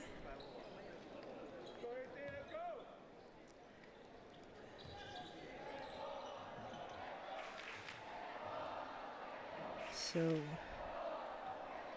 Wei Hung, top of the key. Travel. A little bit of a rush decision under pressure. Josiah comes back in.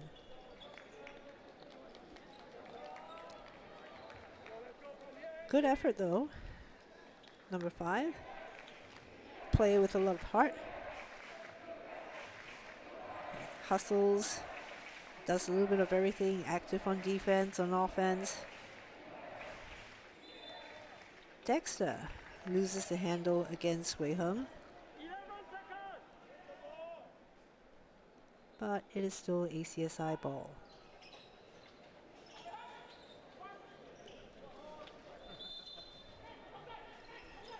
So ACSI don't really have sort of traditional bigs. Max opts not to do the transition, waits for Wei Hung, who cuts in, gets an and 1.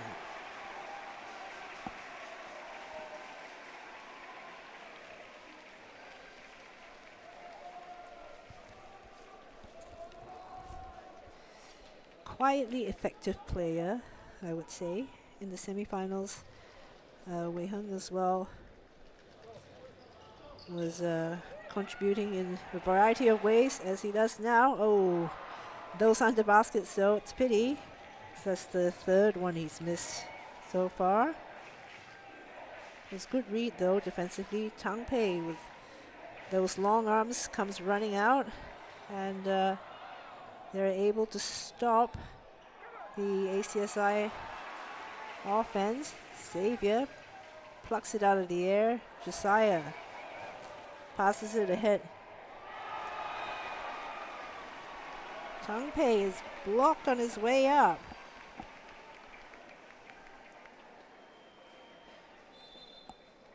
So, despite the height advantage, he wasn't able to finish as strongly as at the rim. So number 12, Jingbo, has come back in the game for him. Xavier's signaling for him to cut in, but let's see. I think there is a off-ball foul being called, and someone has 3 fouls. Likely Matthew, who looks a bit forlorn walking off the court, and Aston, number 56, comes in for ACSI. Dexter, active hands, slaps it out of Josiah's possession. So they have to restart. There's only 9 seconds left of the shot clock. Josiah looked for Xavier, but it wasn't open. Screen by Jingbo does not roll down. Josiah manages to evade his defenders to get a layup. Doesn't convert, but draws a foul. And we have the captain for ACSI, Akash checking into the game for the first time, as Josiah does not make his first free throw. Shuffles his feet a bit. Let's see. Doesn't make the second one either. Wei Hung, offensive rebound. Passes it to the cutting Josiah, who loses it. Back on defense. Sort of a 1-3-1 setup with Max up the top. Crafty pass.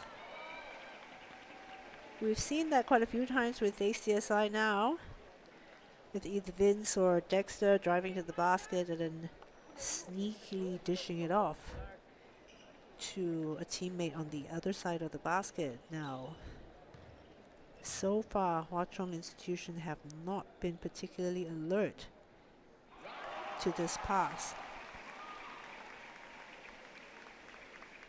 Ethan Liu makes his first free throw. And the second. 4-point lead. It's a bit of a full court press. Josiah gets it across, loses the handle, and Vince,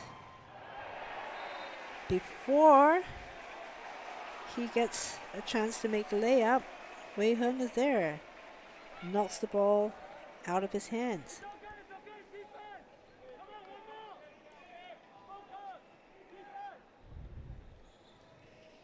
Passing it to the middle. Josiah to Jingbo, who is met at the rim by the captain Akash, number 21. So that is the second attempt by a big from Hwa Chong Institution that has been denied at the rim by a smaller defender. So let's see. The pass goes to Xavier under the basket. Bit of a scuffle there. They've called for a foul. The ACSI parents are not particularly happy with that foul.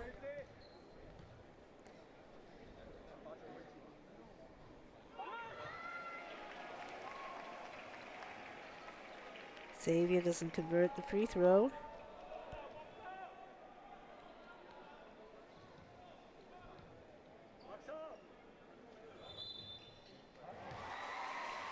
It's a lane violation? No? No, basket is good. So, Hwa Chong have decided to do a bit of a full court press on their own. Unfortunately, Max a little bit too eager with his defensive assignment, goes up, bumps the player, and is called for a foul.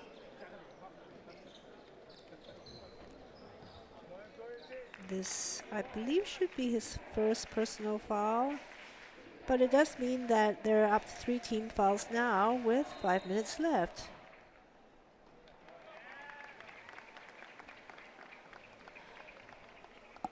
Another foul has been called. Third foul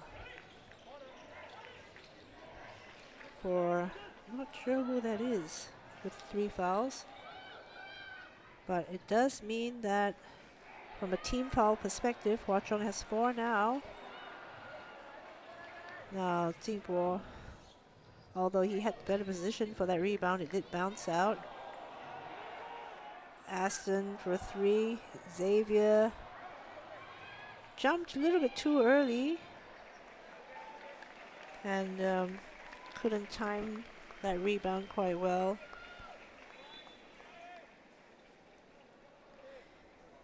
Substitutions being made. Keen and Wally back on the court for Max and Jingbo. Now let's see if Wally is able to settle down a little bit better into this game. hasn't made that much of an impact just yet, although I would say that him running up at the three-point shooter that time would certainly affect the shot, as I think it was Ethan who missed the three-point shot. Wei Hung, lovely pass to Wally, gets the basket. So Wally back out on the wings, defending the shooter. He's got good height, good long arms. He opts to drive this time.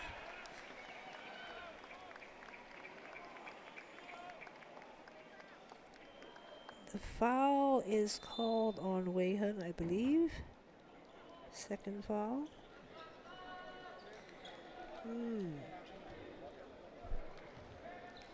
So quite a few fouls accumulated in the last few minutes. Aston Chua makes his first free throw. We're about halfway through the second quarter. 4:48 left. Oh. Now the two rebounders from Hwa Chong Institution caught sleeping under the basket. They had good positions, but they were both wondering who was going to go for the ball, and neither did.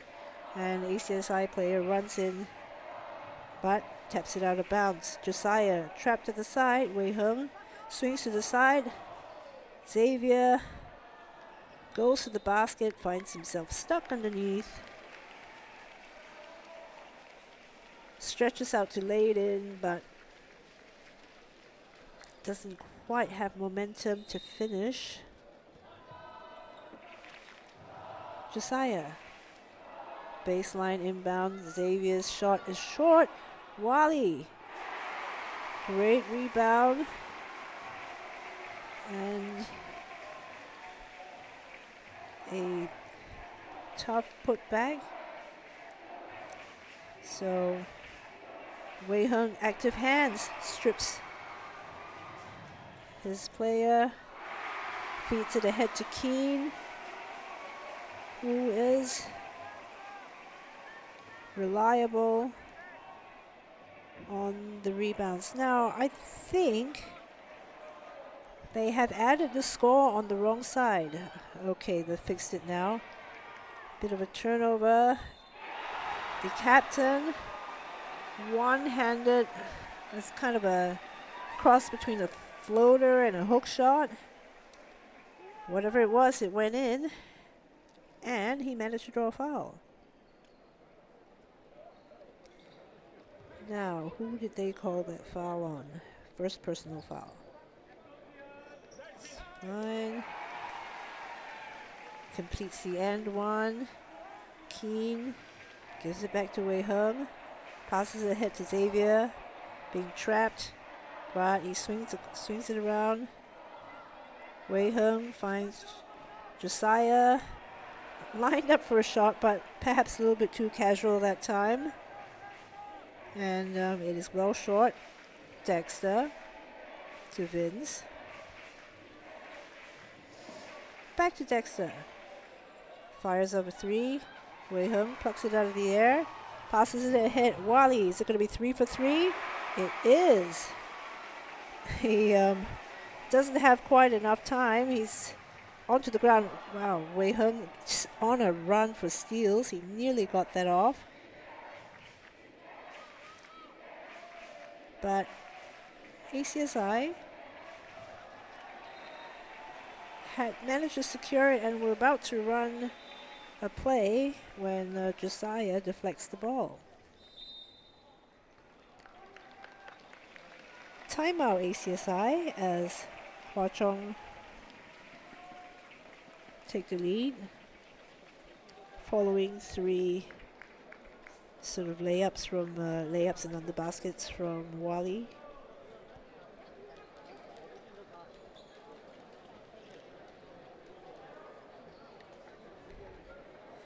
So Wally Tokta, I think it's is this his first first year at Hwa Chong Institution.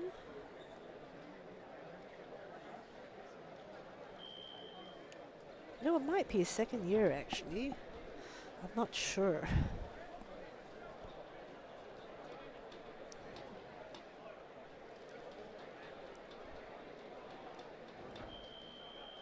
But yeah, both sides in the penalty now, with team fouls piling up.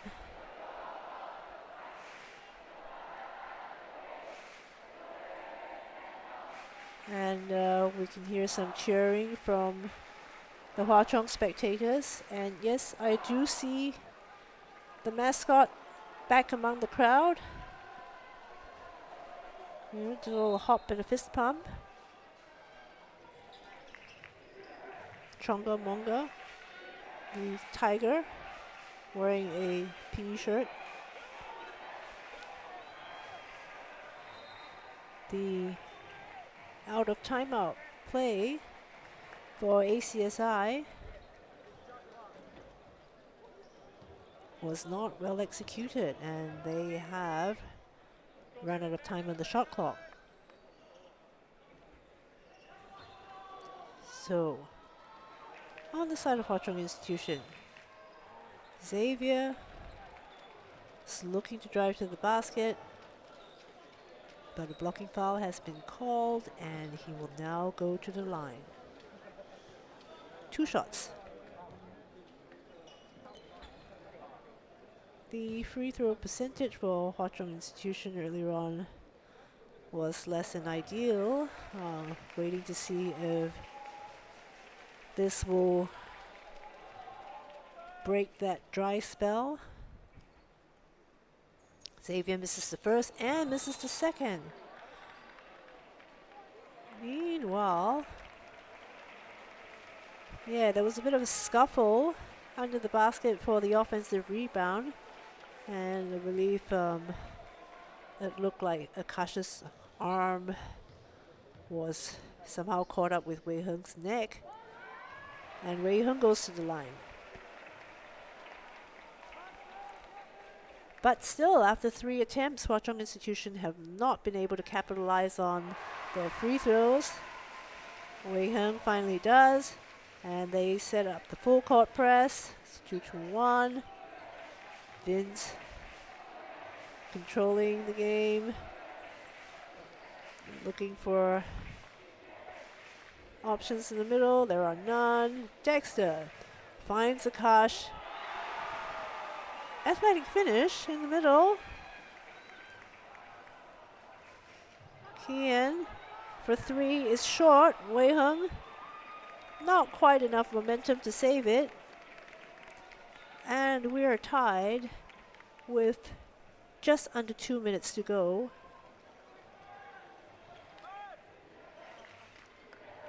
In the second quarter. Vince uses the screen, but Akash does not roll, so swings it to Dexter. Ball bounces around the rim. Wally not able to gather himself for a layup. Xavier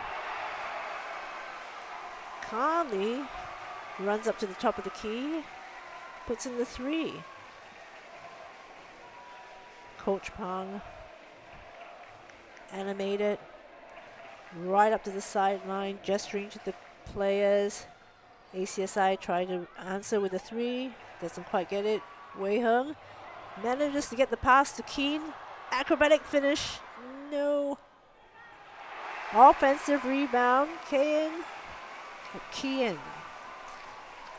I don't know. I'm sorry if I'm getting your name wrong, but like what's the name on the name list that I have is not what I've been told your name is from past competitions. But yep, here he is again with another rebound.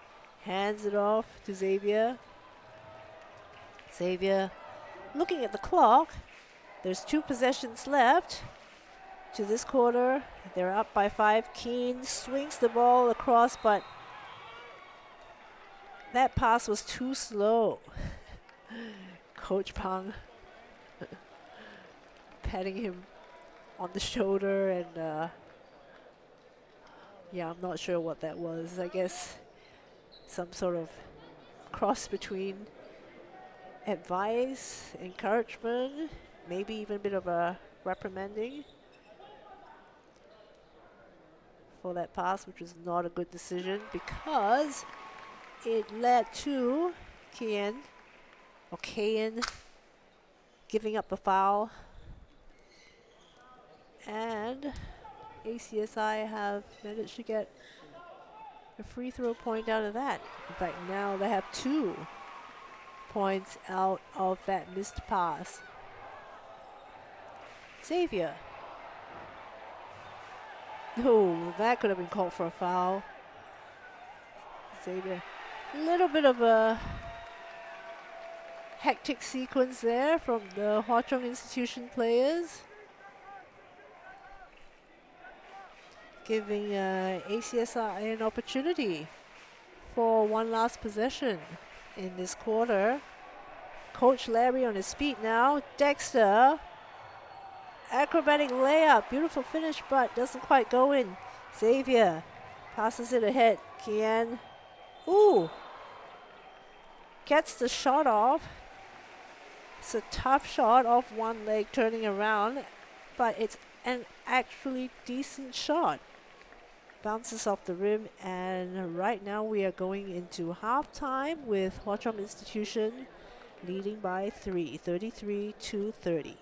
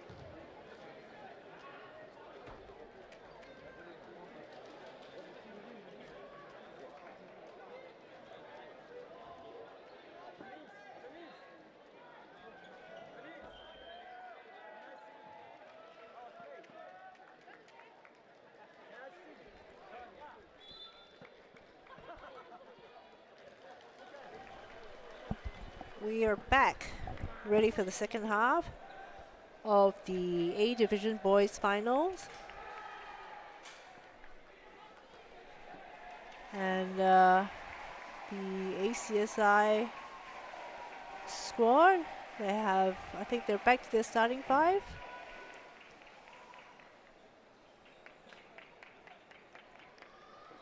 And Hwa Chong Institution sort of with their starting five, with the exception of Wali, I believe. Keen, number one. That was some active defense there. But, you know, the refs are letting them play. Good pass. Xavier on the basket. Sneaks one in. So, on this side, Kian. Now, I have checked during the halftime break. Number 5's name is pronounced as Kian. Well, about 50% of the time I think I wasn't wrong when I did say Kian. So that is some tough defense, and Keen manages to strip the ball off Matthew. Kian for three, a little bit too strong. It's also off to one side, bounces off the top of the backboard. Coach Larry goes up to Matthew, gives him some words of advice. Signals for play. Matthew gets a layup. It's too strong. Dangerous pass there, but Kian secures it. Xavier swings to Wally, takes the three. A little bit too strong, but Wally's already backpedaling for defense. So didn't quite get his offensive rebounds that time, because it was actually bouncing out towards him.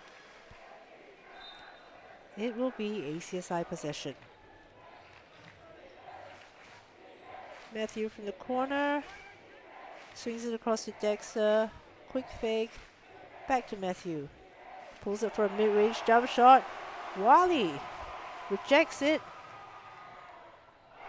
And goes all the way to the other side. Slows down for a deliberate but effective finish.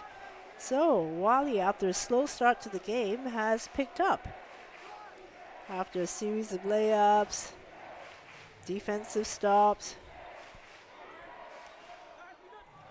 turnaround mid-range shot, doesn't go.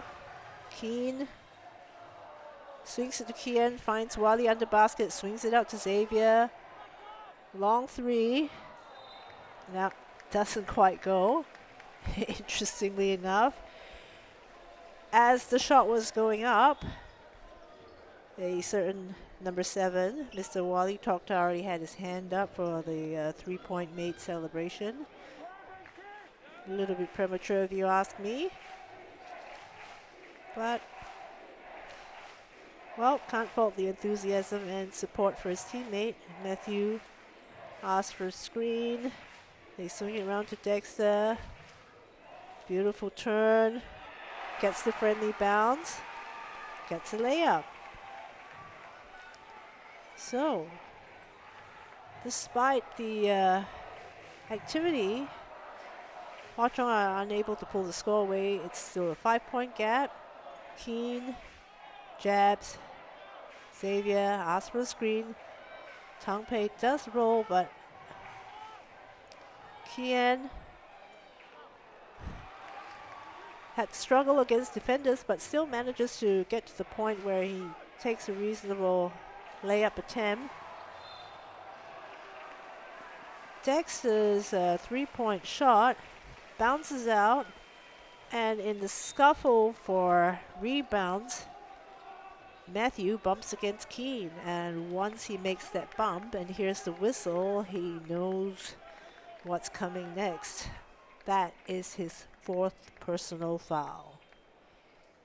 So looking somewhat dejected as he goes to the bench. We have Aston Chua coming back in for ACSI.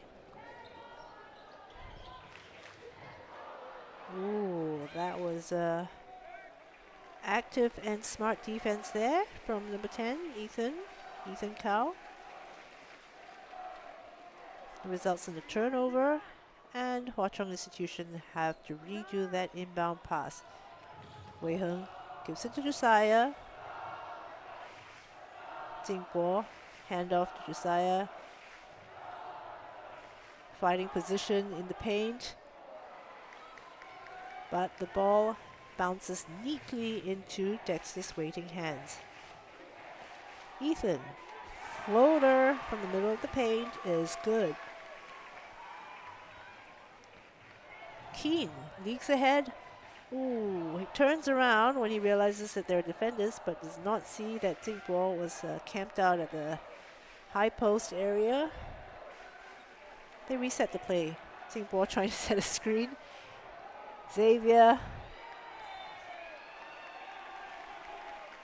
goes for a tough layup against defenders, unable to draw a foul.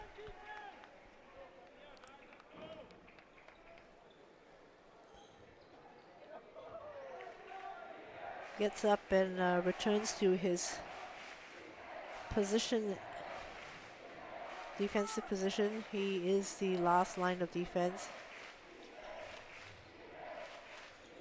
But he runs out, covered by Wei Heng. Good coverage. Josiah is probably going to muscle his way in. He does. Oh, misses. Keen gets the put back, but isn't able to convert. So ACSI have a chance to either close the gap or tie the game. They do neither. It was a beautiful pass, though. We talked about that earlier. That, I was going to say, looks suspiciously like a travel, and the referee has confirmed that suspicion.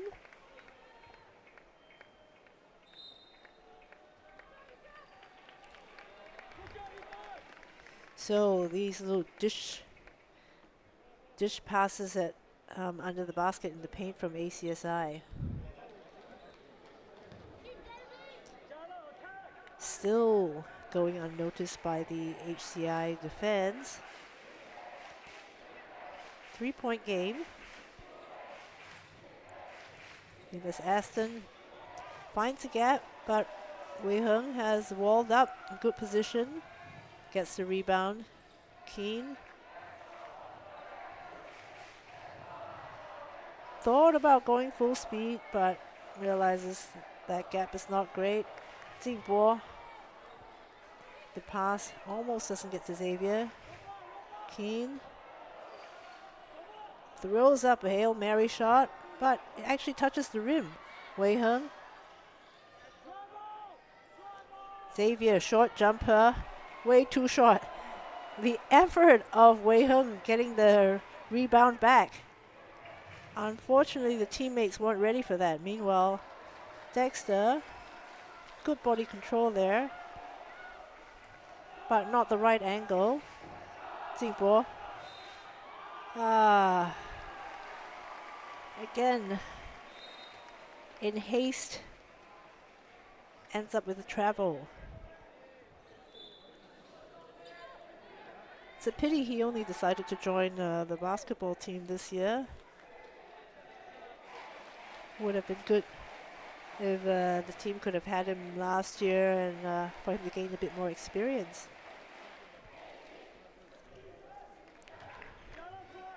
He is an effective player, but does sometimes make mistakes that an inexperienced player would make, such as these travels. That was good. I thought that was good defensive position, but I think before that,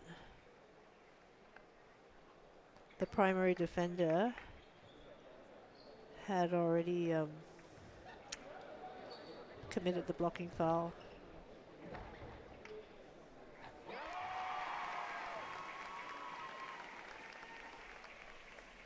first free throw is good.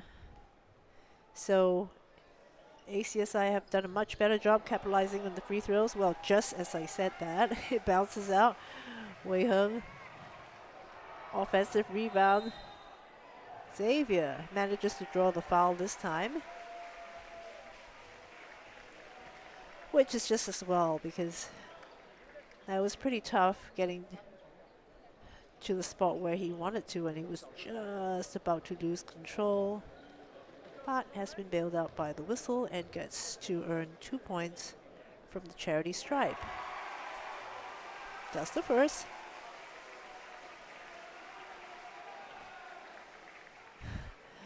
And on the other side, you can see Coach Pang giving some pointers to number 12, Ding Bo, on his positioning.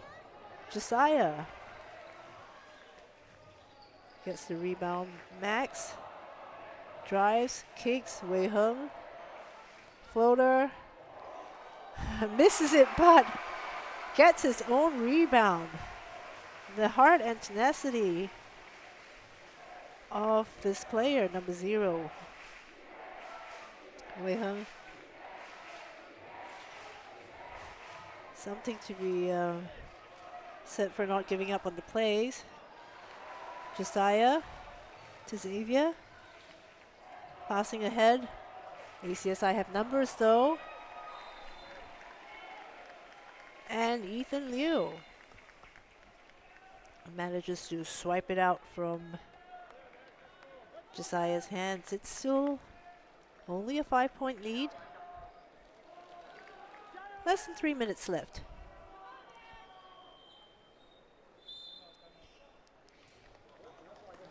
A timeout has been called by Hwa Chong Institution.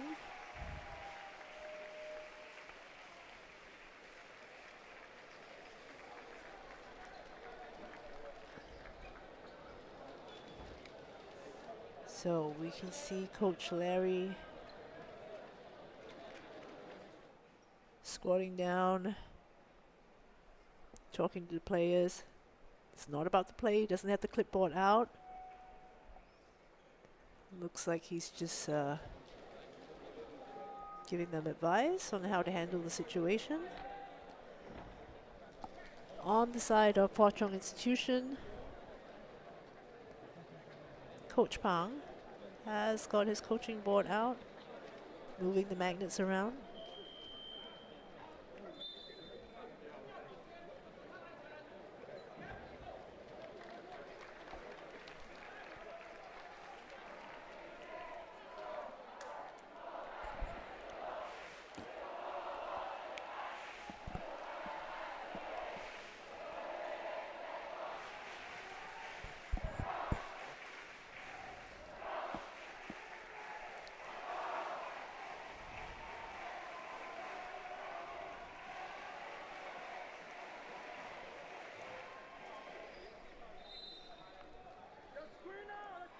All right, coming out of the timeout.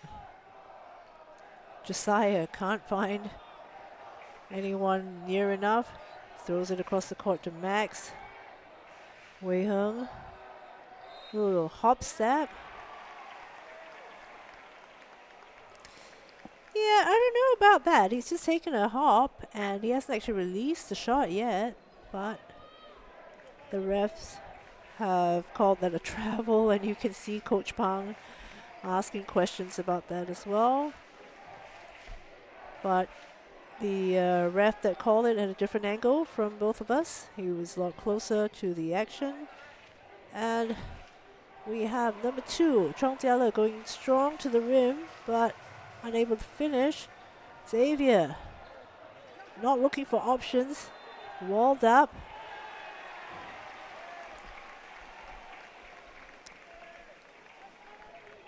And is called for the travel, unable to break that double team that time. So Coach Pang subs him out. Perhaps giving him some time to get a breather and collect himself. Vince takes a deep 3 from the top of the key. ACSI fans are buoyed up by it. Keen gets it to Max, swings it to Wei Heng. Back to Max. Max going to the basket. Ooh.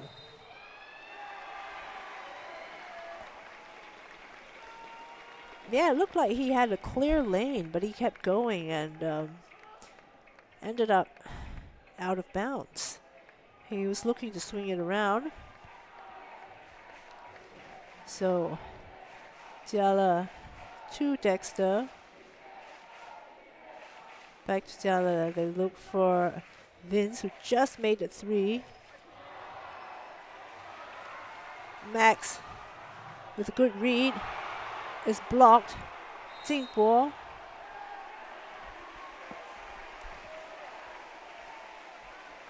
runs back to collect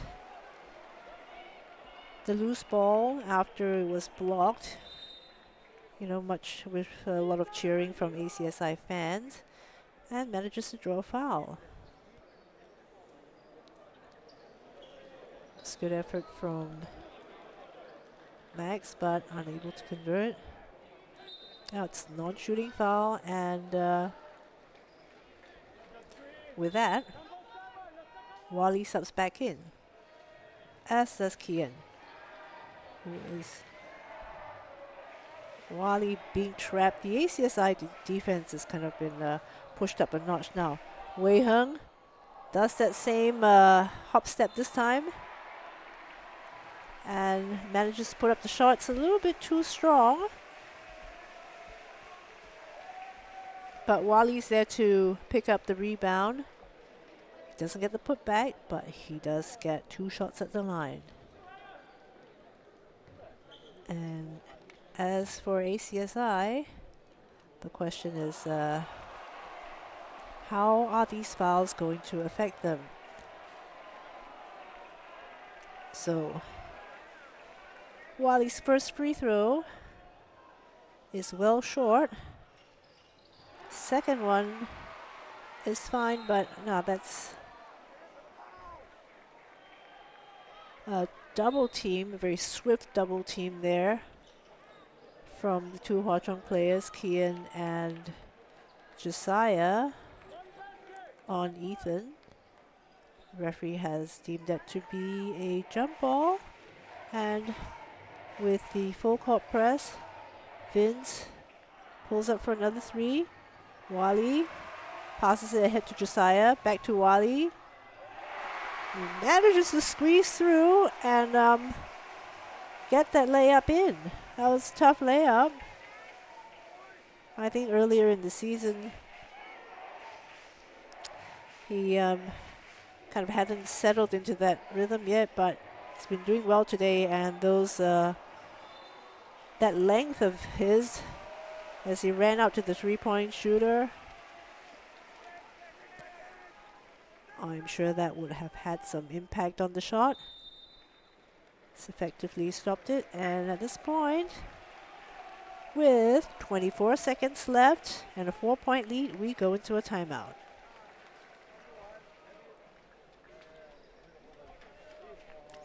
So Coach Larry's got the board out this time. It's a 1-possession game.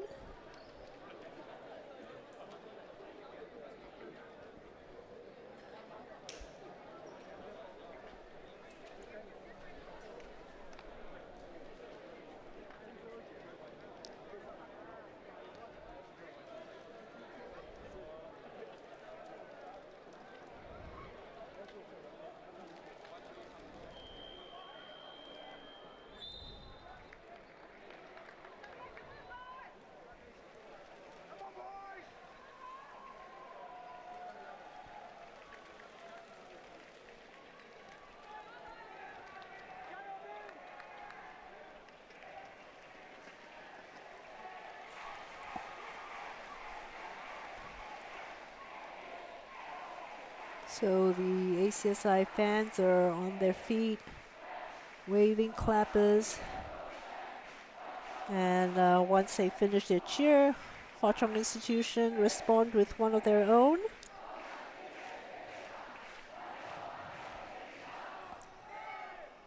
Aston to Dexter. Dexter drives. Now, unable to convert, but he does draw a foul.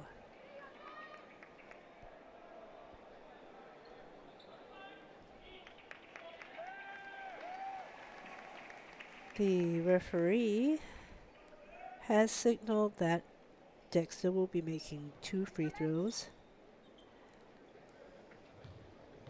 And let's see if he makes a dent to Hwa Chong's 4-point lead. He does.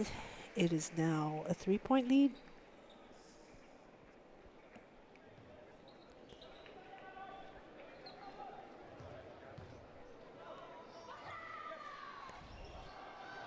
Bouncing around a few times. Still a 3-point lead. Wei Hung with the rebound. Manages to get out of the trap.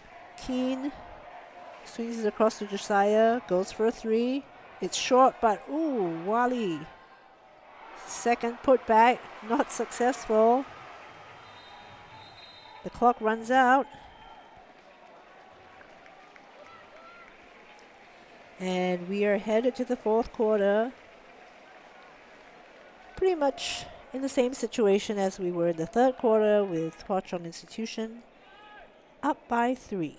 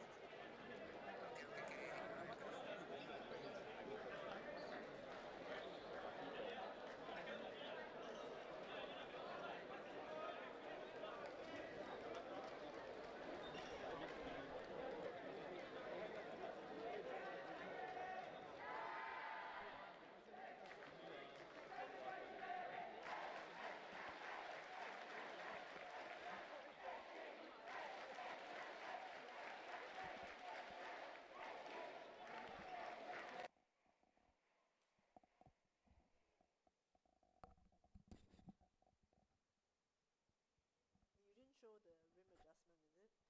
They're looking at this. They're looking at this screen now, is it?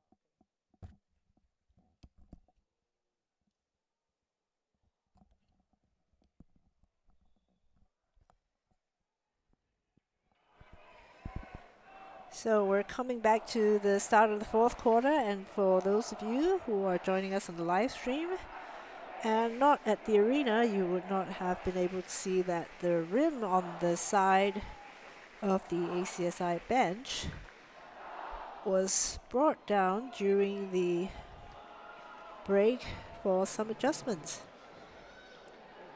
Not sure exactly what type of adjustments, but that's why there's been a bit of a delay in the start to the fourth quarter, in case you're wondering. And straight up, there is a turnover. Matthew, having set out for a number of minutes, has come back strong. Kian, good pass to Xavier. Tough finish. Xavier answers with the layup of his own. So, fourth quarter, the pace is picking up. Wally with his hands up. against the layup by Matthew is called for a foul. That is his first personal foul. So, no foul trouble worries for Wally there, but we do. Well, as a player, you don't really want to give up free throws either,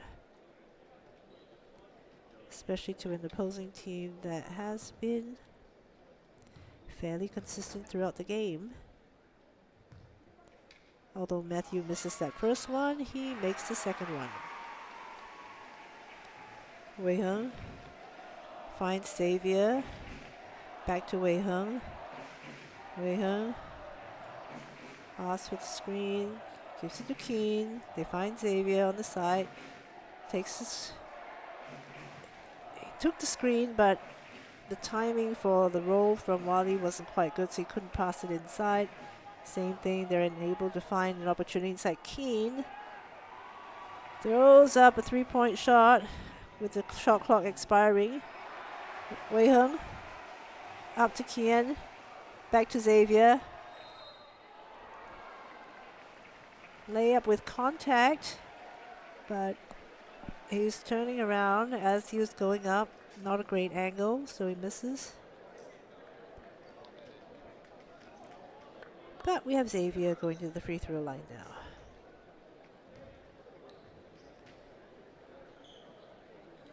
So on this side of the court, with the newly adjusted rim, still missing the first free throw. See if he connects the second one.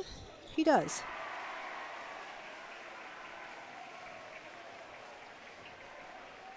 Still that three-point gap. Matthew at the top of the key. Cashes it in. ACSI fans are pretty much delirious with joy over that one. Keen manages to pass. Wally. And one. He looks quite happy about that, but it does also look like he might have pulled something. I'm not sure if that was from the layup or from the celebration.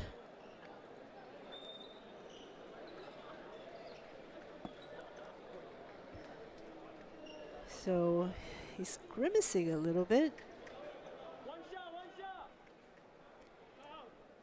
But he gathers himself, goes to the free throw line.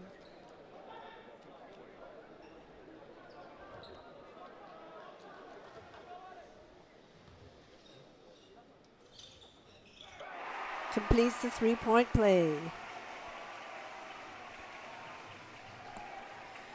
Watchung fans are mostly on their feet. Matthew tries to swing it out to the baseline shooter, but is deflected by Keen. Their point guard wearing jersey number 1.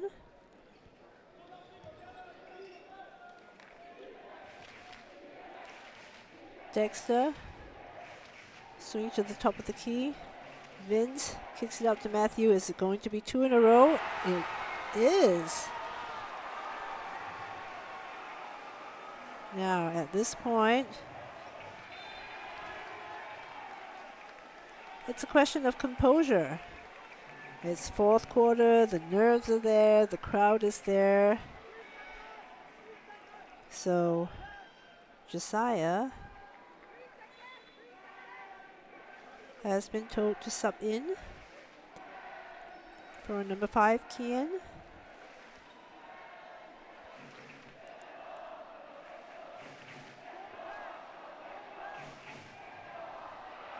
Oh, that was a good read by Matthew, who taps it ahead to Dexter. Josiah, having just come in, was not quite ready for that.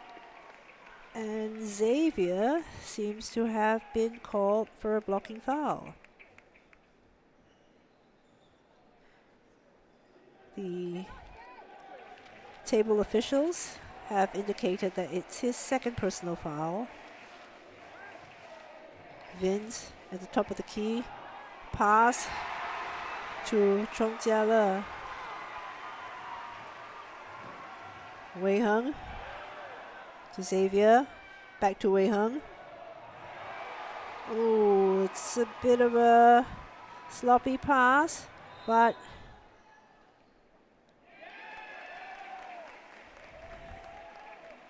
he sort of makes up for it by chasing it back, and they nearly got a stop there. Unfortunately, it's a bit of a scuffle near the baseline. And it looks like it will be ACSI ball. 7.5 minutes to go.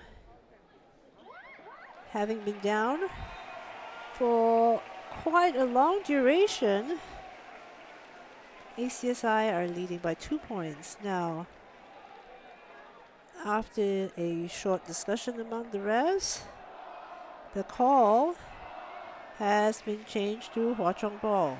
Josiah being trapped in the corner. Wei Heng. Ooh, loses the handle, but Wally gets it back. Hands it up to Max. Drives. Layup.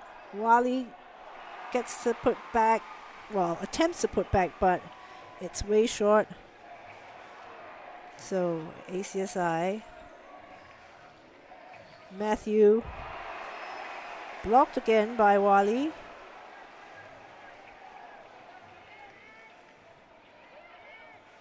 Xavier swings it across to Josiah.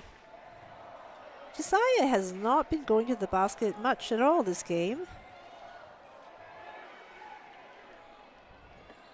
Wei Heng lines up a 3. Max with a tough rebound. He had to stretch a lot to get there. And we've got Xavier on the ground on the other side. He's not getting up after that scuffle. And the hall falls silent as everyone's looking to see what happened. The ref has motioned for someone to come over and have a look, and the teacher in charge from Hwa Chong Institution has run over to have a look. Xavier remains on the ground, and he has indicated, not sure. He's pointing to his back. I think he's kind of landed quite hard on his back. And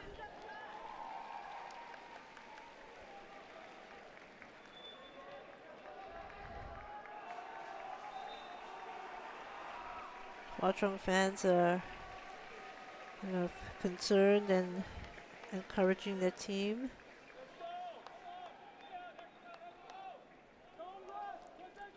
Yeah, it was quite a hard landing, but maybe he just landed at a funny angle or something. So, board number 12 has come in for Hwa Chong Institution. Let's see, right now, they just have to stay calm, play the game. Good rebound. That pass nearly went to no one. Josiah pushing the pace. Max lines up a 3. Doesn't get it. Almost gets his own rebound. Wally. Wei Heng is in position, but wisely does not jump. Josiah. Is he going to go to the basket? No, he does not. Well, he was on his way there, but was stripped by Vince on the way up. So at this point, let's see what kind of answer they have. Josiah finds Wally. Under basket's not a good angle. Dexa, on the other hand,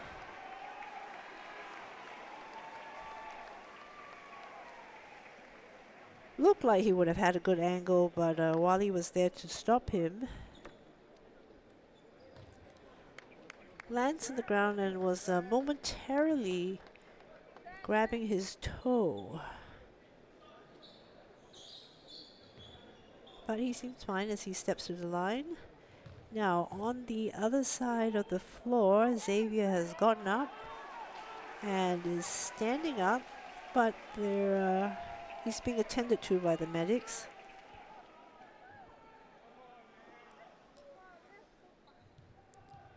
So the score has been stagnant for quite a while, and of course, you know, once I make that statement, the free throw goes in. Wei Hung gives it to Wally. Wally, good pass to Josiah, but it is rejected at the rim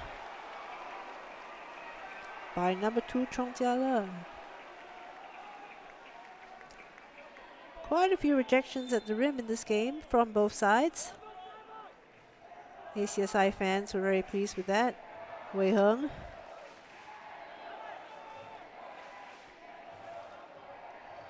Drives, pulls up for a mid-range shot, sinks it. It's a calm, non-dramatic move, cutting the lead 2-1. Floater. Didn't go in. Wei Hung with the rebound. Josiah almost drives into 2 players, manages to kick it out. Max is fouled at the 3-point line by Vince, I believe. Let's look at the paddle here. The officials have raised the number 3 paddle. Now, I think Dexter's doing a bit of a stretching on the floor. Looks like he might be cramping up there. As Max misses his first free throw. He's got 2 more to go.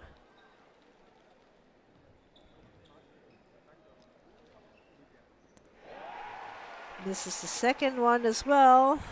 Well, Hwa Chong Institution not having a great day as far as free throws are concerned.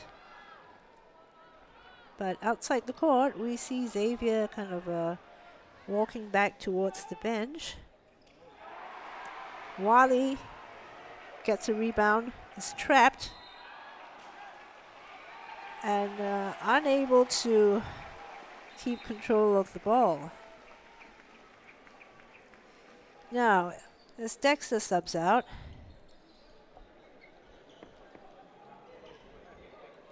let's see how this impacts the ACSI offense. As I think fans of the game will know that Dexter is one of the main offensive weapons for ACSI. Matthew.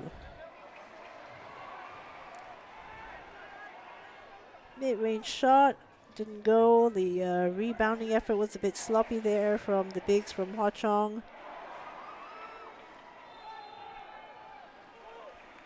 Now, did they call it as a jump ball? So, Xavier has checked back into the game.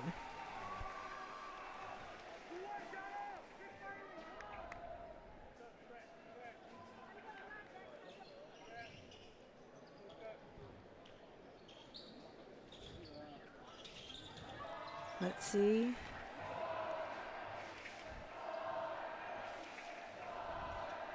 Wei Hung.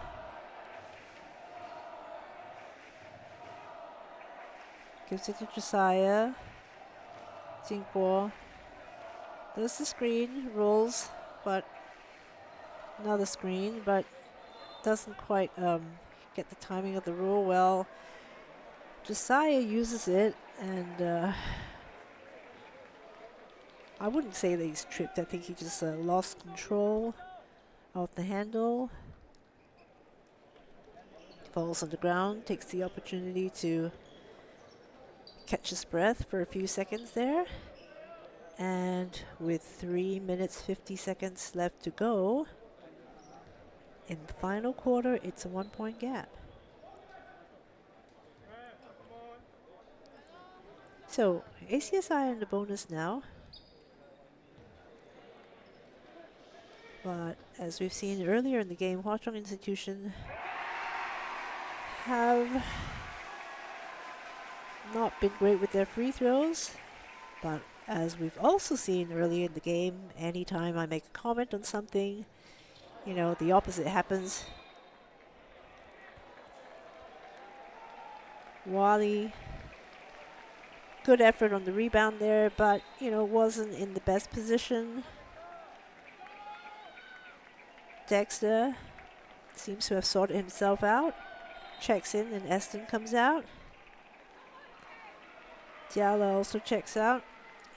Ethan is back in. And the score is tied. So it's a bit of a cheering competition from both sides now. Defensive pressure. Almost got it. Ooh. Now this is probably a bit of a situation, because that is Wei Hung's 4th foul, that blocking foul. Coach Pang doesn't look like he's going to do anything about it, though. He's leaving in there. Well, Matthew also has 4 fouls.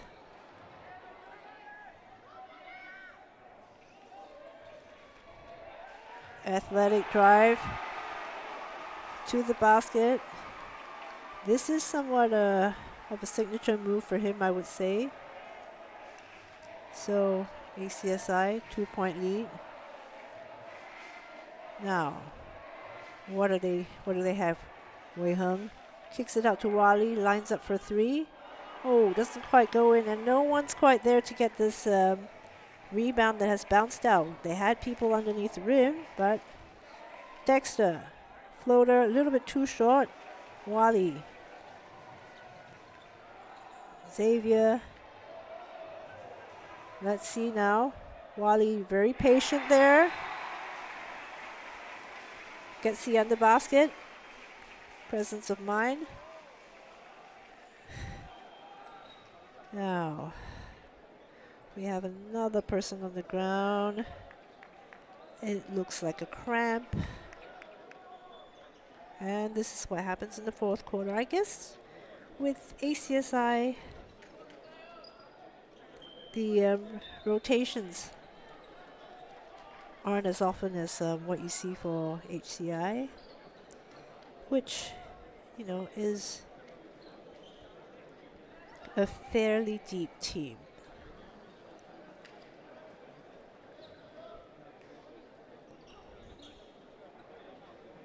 So medics taking a look, helping him with the cramp.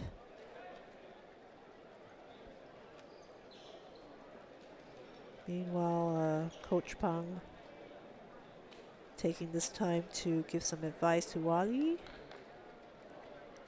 who is getting a drink on the side, maybe fueling up on some electrolytes. Ethan gets a standing ovation from the supporters as he stands up.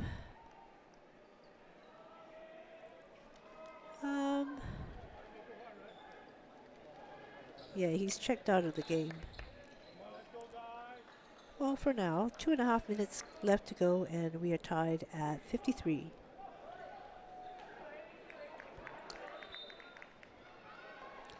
It is ACSI ball.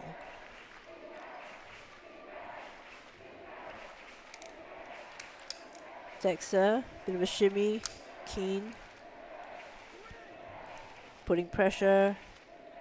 Vince, top of the key. Wally with those long arms. They swing the ball out to Dexter. Dexter, little hezzy. Layup, but that putback is good. Oh. not the best decision.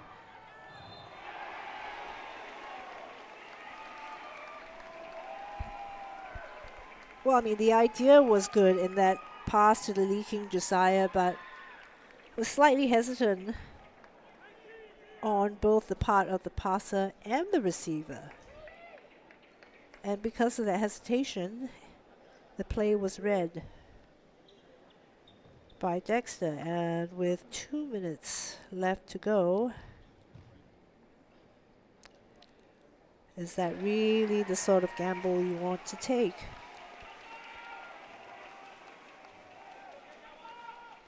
Two-point lead for ACSI.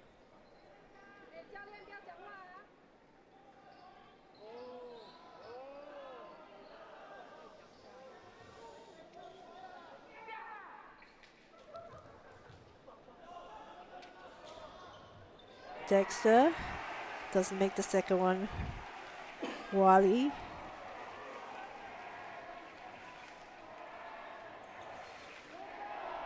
With a few key rebounds. Oh, Xavier. That pass was not great, but you know, Josiah manages to get it, makes a shot. Was momentarily happy, but you could see he then gestured for himself to calm down because it's not over yet. It's a tie game right now. Jiala driving to the basket. Josiah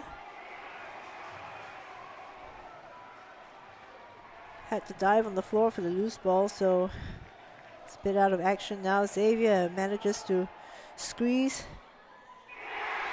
and dish off the pass to Wally, who makes a key under basket.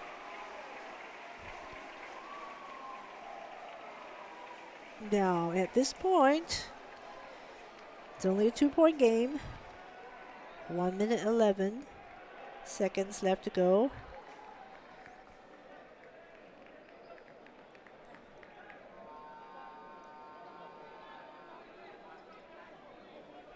There's been a timeout called, and Wei Hung looks like he's about to cramp too, because on the side of Hwa Chong Institution, his teammate is helping him with his cramp.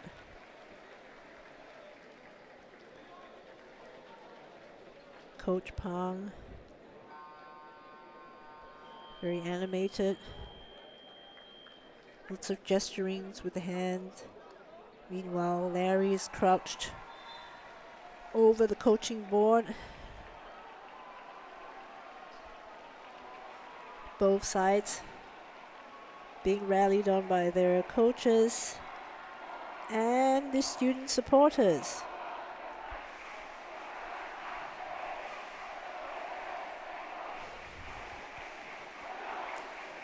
And if you weren't here for the earlier game, the girls' finals, you wouldn't have heard that the winner of the A division gets to go to the NBA Rising Stars Invitational. Now that is somewhat of a strange call, because it didn't look like there was contact, but I guess the referee is gesturing that perhaps the contact was made before Vince actually attempted, was releasing the shot. Because as he released the shot, it didn't look like there was any contact there.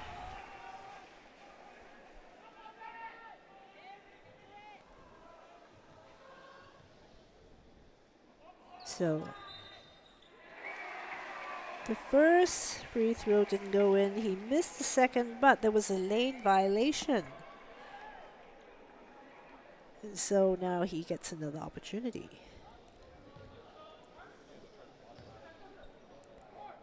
Spectators on both sides are watching with bated breath. Now, that has unfortunately given him the chance to adjust. Ooh, who did they call that on? There's a bit of a scuffle between Dexter and Keane, going for the loose ball, but the ref has gestured that the foul is being called on number 7, which is Dexter. And so Keane is going to go to the line for 2 shots. Now, I'm not sure if they have put up the table officials have put up the paddle for number of fouls yet. Keane misses his free throw. Now, I'm not sure if it's just me, but for this game, as a spectator, the free throw percentage has not been great. But Keane gets the rebound back. Xavier looking, because he's well aware that the clock is running out. Josiah takes, again, another rather casual looking 3, and it's well short. Keane defends. Wally is being pressured, throws it out to Josiah, nearly loses it.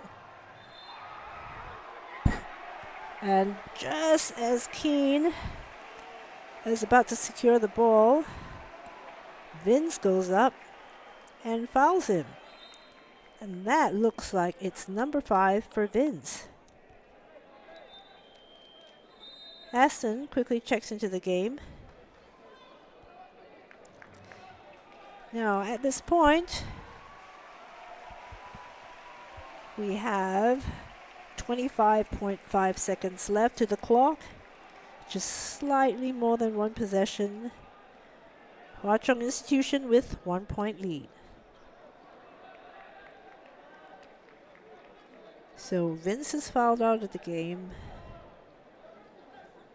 And various people at different points have looked like they were about to cramp. And we do see Josiah kind of on the side of the Hwa Chong bench. Was on the floor before. Doesn't look like he's cramping though, because he's not actually stretching or anything.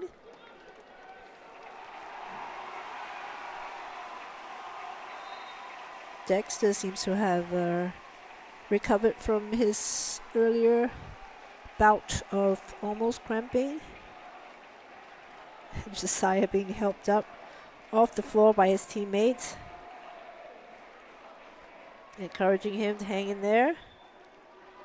And let's see, at this point, anything could happen.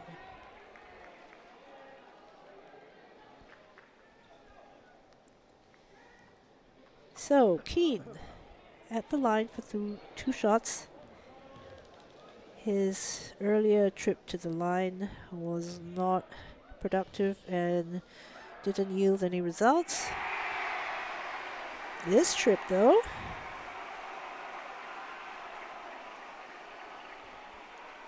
let's see. First one has gone in. He's taking his time, gathering himself. Makes the second one. Now, this is a 3-point gap.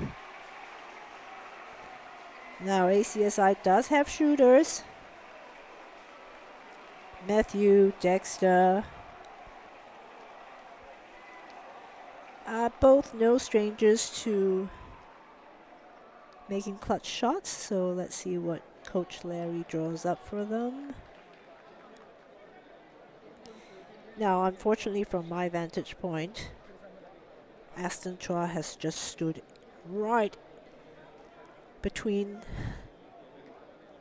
my line of sight and Coach Larry's coaching board. So let's look at what's happening in the Hwa Chong huddle. So on this side, Coach Pang looks like he's giving a bit of a pep talk. Coach Kelvin is in there as well. Josiah being hyped up by his teammates.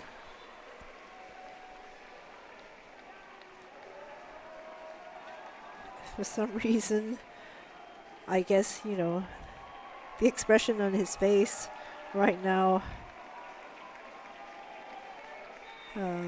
indicates to teammates that he needs some encouragement. And there's the captain, Yan, number 11, clapping up his teammates. Now, Yan had suffered a rather serious injury earlier in the year, and so we have not been able to see much of him on the court this season. But being a good captain, no fouls there. Bit of a scuffle. Wally, has been called for a foul. There was a drive to the basket, and Wally, with those long arms, managed to stop it.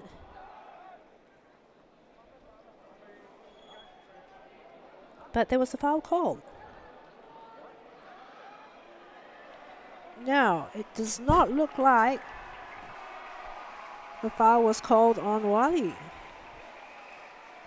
Yeah, because that block did look clean from my angle, but what I didn't see, perhaps, is what happened after he blocked it, because Wally then sort of fell to the ground, so it could have been something that happened behind the scenes. And Coach Pang making some adjustments. We thought of making some adjustments, but I think Josiah has signaled that, I'm good. 4-point gap, 17 seconds to go. They just need to, ACSI, what are they going to do with this time? There is enough time. Dexter very calmly lays it in. It's a 2-point gap with 8 seconds to go. Keen throws it across. Wei Hung passes it across.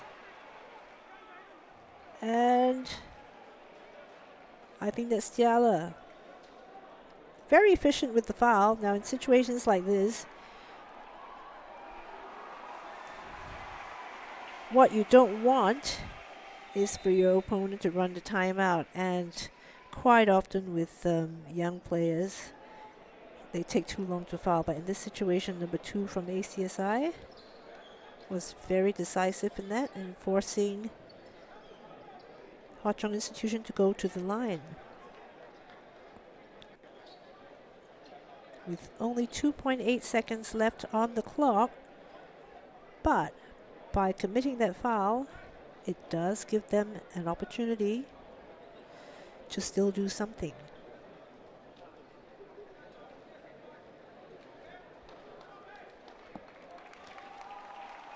There was a bit of a silent period there within the arena as both sides are watching with anticipation, but it's now erupted into cheers, some encouragement as the players step back onto the court.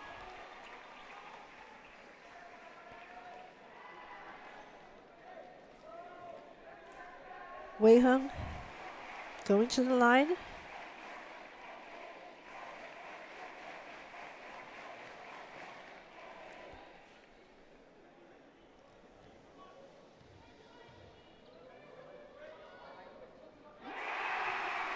Sinks the first one. Coach Pang gesturing to the players. Let's see. Second one is short. Xavier with the rebound. Goes up for a shot, but the time has run out, and Hwa Chong Institution are your A Division champions, and looks like it looks like some of the seniors who have somehow managed to get out of Army are present to support their juniors as they win the title and earn their ticket to this year's NBA Rising Stars Invitational, which will be represented by both teams from Hwa Chong Institution. And for those who didn't know, the second team representing Singapore at the NBA Rising Stars Invitational this year will be ITE, I think ITE West for the boys and Nanyang Polytechnic for the girls. And with that, I will sign off.